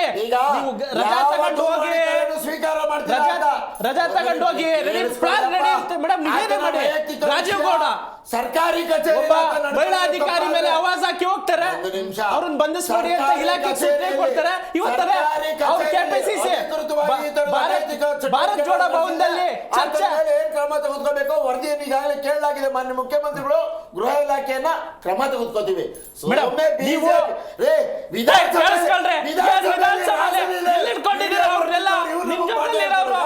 ರಾಸಲೀಲೆ ಫೋಟೋ ನೋಡ್ತಿದ್ದ ಇವ್ರು ನಮಗೆ ಪಾಠ ಹೇಳ್ಕೊಡ್ತಾರ? ಇವ್ರು ಪಾಠ ವಿಷಯದಲ್ಲಿ ಯಾರು ಪಾಠ ಹೇಳ್ಕೊಡಕ್ಕಾಗಲ್ಲ ಸರ್. ಪೊಲೀಸ್ ಅಧಿಕಾರಿಗಳು ಹಂಗೆ, ಬಿಜೆಪಿ ಅವರು ಹಂಗೆ, ಕಾಂಗ್ರೆಸ್ ಅವರು ಹಂಗೆ. ಇಲ್ಲಿ ಪ್ರಸ್ತಾಪ ಮಾಡಿದ್ರು. ಯಾರು ಜನಾರ್ದನ್ ರೆಡ್ಡಿ ಕೇಸ್ ಯಾರು ಮಾಡಿದ್ರು? ಲಾರ್ಡ್ ಆರ್ಡರ್ ಫೇಲ್ ಆಗಿದೆ ಅಂತ ಹೇಳಿದ್ದು. ಲಾರ್ಡ್ ಆರ್ಡರ್ ಫೇಲ್ ಆಗಿದೆ ಅಂತ ಪ್ರಶ್ನೆ ಇಷ್ಟೇ. ಇವರು ಯಾವ ಧೈರ್ಯದಲ್ಲಿ ಹೆಣ್ಮಕ್ಳು ಆರಕ್ಷಕರ ಠಾಣೆಗೆ ಹೋಗ್ಬೇಕು? ಮತ್ತೆ ಸುಮ್ಮನೆ ಮಾತಾಡ್ತಾ ಇದೀವಿ ತಾನೇ, ಸುಮ್ಮನೆ ಯಾರು ಹೇಳ್ತಿದ್ದಾರೆ? ಹೆಣ್ಮಕ್ಳ ಬಗ್ಗೆ ಯಾರು ಮಾತಾಡ್ತಿದ್ದಾರೆ? ನಾನು ಒಪ್ಕೋತೇನೆ, ಆದ್ರೆ ಆತ ದುರ್ವರ್ತನೆ ತೋರಿಸಿರೋದು, ಆತ ಹೆಣ್ಮಕ್ಳಿಗೆ ಏನಾದ್ರು ತೊಂದರೆ ಮಾಡಿದ್ರೆ ಪರಮೇಶ್ವರ್ ಅವರು ಗೃಹ ಸಚಿವರು ತಾನೆ, ಆತನ ಶಿಕ್ಷೆ ಕೊಡ್ಲೇಬೇಕು. ಕೊಡ್ತೀರಾ? ಬಿಜೆಪಿ ಆಗಿರ್ಲಿ ಯಾರು ಎಲ್ಲದಕ್ಕೂ ಅಧಿಕಾರಿಗಳೇ ಕಾರಣ ಅಲ್ವಾ ನಿಮ್ ಸರ್ಕಾರದಲ್ಲಿ? ಇದು ಆತನ ಸ್ವಂತ ವಿಚಾರ. ಆಮೇಲೆ ನಮ್ಮ ಸರ್ಕಾರಿ ಕಚೇರಿ ಕಾಂಗ್ರೆಸ್ ಆಫೀಸ್ ಬಿಡ್ತಾ ಇಲ್ಲ. ಒಂದ್ ನಿಮಿಷ ಬಿಡಿ, ನಾನೇ ಹೇಳ್ತಾ ಇದ್ದೀನಿ. ಇವ್ರೇನ್ ಹೇಳೋದು? ನಾನೇ ಹೇಳ್ತಾ ಇದ್ದೀನಿ. ಆತ ಸರ್ಕಾರಿ ಕಚೇರಿಯನ್ನ, ಅದು ನನ್ನ ರಾಷ್ಟ್ರ ಲಾಂಛನ ಇರೋ ಒಂದು ಅಧಿಕೃತ ಕಚೇರಿಯನ್ನ ದುರ್ವರ್ತನೆಗೆ ಬಳಸ್ಕೊಂಡಿರುವಂಥದ್ದು. ನಮ್ಮ ಹೆಣ್ಣು ಮಕ್ಕಳು ಅದರಲ್ಲಿ ಏನಾದ್ರು ಈತನಿಂದ ತೊಂದರೆ ಆಗಿದೆ ಅಂತ ಅವರು ಆ ವಿಡಿಯೋ ಏನ್ ತೋರಿಸಿದ್ದಾರೆ, ಅದು ಮಾರ್ಫಿಮ್ ಆಗಿದೆ 8 ವರ್ಷಗಳ ಹಿಂದೆ ಬೆಳಗಾವಿಯಲ್ಲಿ ನಡೆದಿತ್ತು ಅಂತ ಹೇಳಿದ್ದಾರೆ. ಆತ ಮಾಧ್ಯಮದ ಮುಂದೆ ಇವತ್ತು ಮಧ್ಯಾಹ್ನ ಹೇಳಿರೋ ಮಾತು ನಾನು ಹೇಳ್ತಾ ಇದ್ದೇನೆ. ಆತ ಮಾರ್ಫಿಂಗ್ ಆಗಿರ್ಲಿ ಏನಾದ್ರು ಆಗಿರ್ಲಿ, ಅದು ಕಾನೂನು ವಿರೋಧಿ ಚಟುವಟಿಕೆ ಒಂದು. ಆತ ನಮ್ಮ ಕರ್ನಾಟಕದ ಹೆಣ್ಮಕ್ಳಿಗೆ ಯಾರಿಗಾದ್ರು ಅಲ್ಲ, ನನ್ಗೀಗ ಒಂದು ಡೌಟ್ ಬಂತು. ದೈಹಿಕವಾಗಿ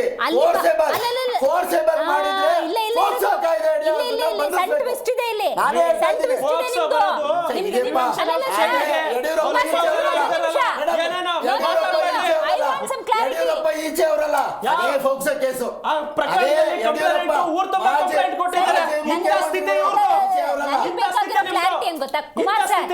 ಕುಮಾರ್ ಸರ್ ಅದರಲ್ಲಿ ಭಾಗಿಯಾಗಿರುವಂತಹ ಮಹಿಳೆ ಸುಮೂಟೋ ಇದಕ್ಕೆ ಸಂಬಂಧಪಟ್ಟಂತೆ ನನಗೆ ಒಂದು ಇನ್ಫಾರ್ಮೇಶನ್ ಸಿಗ್ತಾ ಇಲ್ಲ ನೋಡಿ.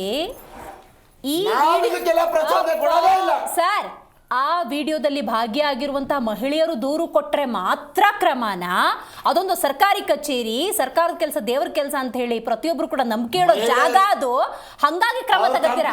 ಕೊಡ್ಲಿ ಕೊಡದೆ ಹೋಗ್ಲಿ, ಸರ್ಕಾರಿ ಕಚೇರಿ ದುರ್ಬಳಕೆ, ಅನೈತಿಕ ವ್ಯವಹಾರಕ್ಕೆ ಆತನ ಅಧಿಕಾರ ದುರ್ಬಳಕೆ ಇದು. ಹೌದು, ನಮ್ಮ ಸರ್ಕಾರಿ ಕಚೇರಿಯಲ್ಲಿ ಮಾಡಿದ್ರೆ ಹೌದು, ಆತನ ವಿರುದ್ಧ ಕಡಾಖಂಡಿತವಾಗಿ ಕಾನೂನು ಕ್ರಮ ತೆಗೆದುಕೊಂಡೇ ಸರ್ಕಾರ. ಈ ತತ್ಕ್ಷಣದಲ್ಲೇ ಗೃಹ ಇಲಾಖೆಗೆ ಮಾನ್ಯ ಮುಖ್ಯಮಂತ್ರಿಗಳು ವರದಿ ಕೂಡ ಕೇಳಿದ್ದಾರೆ, ತತ್ಕ್ಷಣ ತಗೋತಾರೆ. ಈಗ ಆತ 10 ದಿನ ರಜೆ ತೆಗೆದುಕೊಂಡು ತನ್ನ ದೂರವಾಣಿ ಯಾರು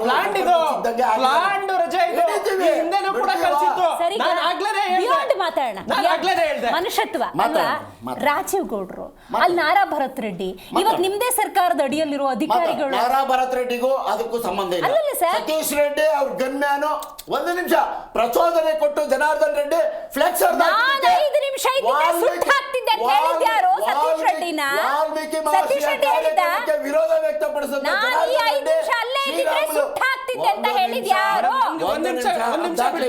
ಒಂದು ವ್ಯಾಲಿಡ್ ಪಾಯಿಂಟ್ ಇದೆ.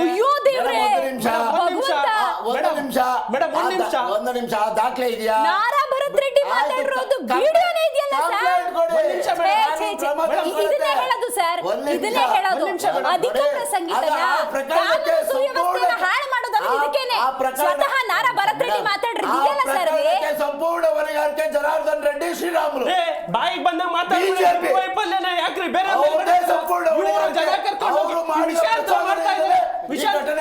ವ್ಯಾಲಿಡ್ ಪಾಯಿಂಟ್ ಒಪ್ಕೊಳ್ಳಲ್ಲ ಸರ್. ಜನಾರ್ದನ್ ರೆಡ್ಡಿ ಒಬ್ಬ ಕಳ್ಳ ಕಳ್ಳ ಅಂತ ಒಪ್ಕೋತಾನ ಅಂತ ಅವರೇ ಪ್ರಶ್ನೆ ಮಾಡಿದ್ದಾರೆ.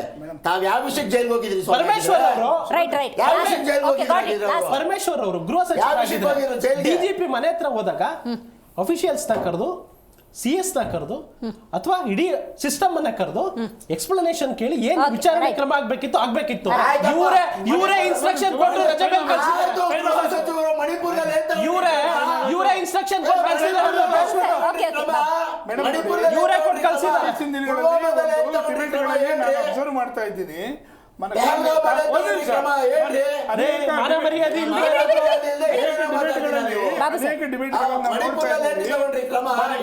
ವಕ್ತಾರಗಳೆಲ್ಲ ಯಾವ ಮಟ್ಟಕ್ಕೆ ಬಂದಿದೆ, ಯಾವುದೇ ವಿಚಾರ ಕೇಳಕ್ ಹೋದ್ರು ನಿಮ್ಮದ್ರಲ್ಲಾಗಿದ್ಲ್ವಾ ಹಂಗಂದ್ರೆ ನೀವು ಮಾಡ್ತೀವಿ ನಾವು ಮಾಡ್ತೀವಿ ಅನ್ನೋ ಮಟ್ಟಕ್ಕೆ ಜನಗಳಿಗೆ ಭರವಸೆ ಕೊಟ್ಟು ಬಂದಿದ್ದೀರಾ? ನೀವು ಜನಗಳಿಗೆ ನೀವೇನ್ ಭರವಸೆ ಕೊಟ್ಟಿದ್ದೀರಾ? ಕಾರ್ಯಕ್ರಮದಲ್ಲಿ ಭಾಗಿಯಾಗಿದ್ದಕ್ಕಾಗಿ ಧನ್ಯವಾದಗಳು. ಜೊತೆಗೆ ಲಕ್ಷ್ಮೀನಾರಾಯಣ ಅವರು ಕೂಡ ಭಾಗಿಯಾಗಿದ್ರು. Thank you so much. ಒಟ್ಟಾರೆ ರಾಜ್ಯದಲ್ಲಿ ಏನಾಗ್ತಿದೆ ಅನ್ನುವಂತಹ ಆತಂಕ ಹೆಚ್ಚಾಗಿದೆ. ಒಂದು ಕಡೆ ಕಾಂಗ್ರೆಸ್ನ ಅದ್ಯಾರೋ ಸೋಕಾಳ್ ನಾಯಕರು ಒಬ್ಬ ಮಹಿಳಾ ಅಧಿಕಾರಿಯನ್ನು ಬೈತಾರೆ, ಅತ್ತ ಕಡೆ ನಾರಾ ಭರತ್ ರೆಡ್ಡಿ ನಾನೊಂದು 5 ನಿಮಿಷ ಇದ್ರೆ ಬೆಂಕಿ ಹಚ್ಚಿಬಿಡ್ತಿದ್ದೆ ಅಂತ ಹೇಳ್ತಾರೆ. ಇತ್ತ ಕಡೆ ಸರ್ಕಾರದ ಜಾಗ ಕಚೇರಿಯಲ್ಲಿ ಮಹಿಳೆಯರನ್ನು ತಮಗೆ ಹೆಂಗೆ ಬೇಕೋ ಹಂಗೆ ಬಳಸ್ಕೋತಾರೆ. 1-2 ಅಬಕಾರಿ ಇಲಾಖೆಯಲ್ಲಿ ಆ ಭ್ರಷ್ಟಾಚಾರ ಬಟಾಬೈಲಾಗಿದೆ. ಇಂಥ ಜನಪ್ರತಿನಿಧಿಗಳನ್ನು ನೀವು ಆಯ್ಕೆ ಮಾಡಿದ್ದು, ಇಂಥ ಸರ್ಕಾರವನ್ನು ನಾವು ಆಯ್ಕೆ ಮಾಡಿಕೊಂಡಿದ್ದು ನಿಜಕ್ಕೂ ಕೂಡ ಆಶ್ಚರ್ಯ ಆಗ್ತಾ ಇದೆ. ಬಹುದೊಡ್ಡ ಮ್ಯಾಂಡೇಟ್, ಇನ್ನೂ 2.5 ವರ್ಷ ಇದೆ. ನೀವು ಪ್ರೂವ್ ಮಾಡ್ಕೊಳ್ಳಿ, ಜನಹಿತವನ್ನು ಕಾಯುವಂತಹ ಆಡಳಿತವನ್ನು ಕೊಡಿ ಅಂತ ಬೇಡ್ಕೊಳ್ತಾ ಇವತ್ತಿನ ಕಾರ್ಯಕ್ರಮವನ್ನು ಮುಗಿಸ್ತಾ ಇದ್ದೀನಿ. ನೋಡ್ತಾ ಇರಿ ಜೀ ಕನ್ನಡ ನ್ಯೂಸ್, ಸತ್ಯವೇ ಸುದ್ದಿಯ ಜೀವಾಳ.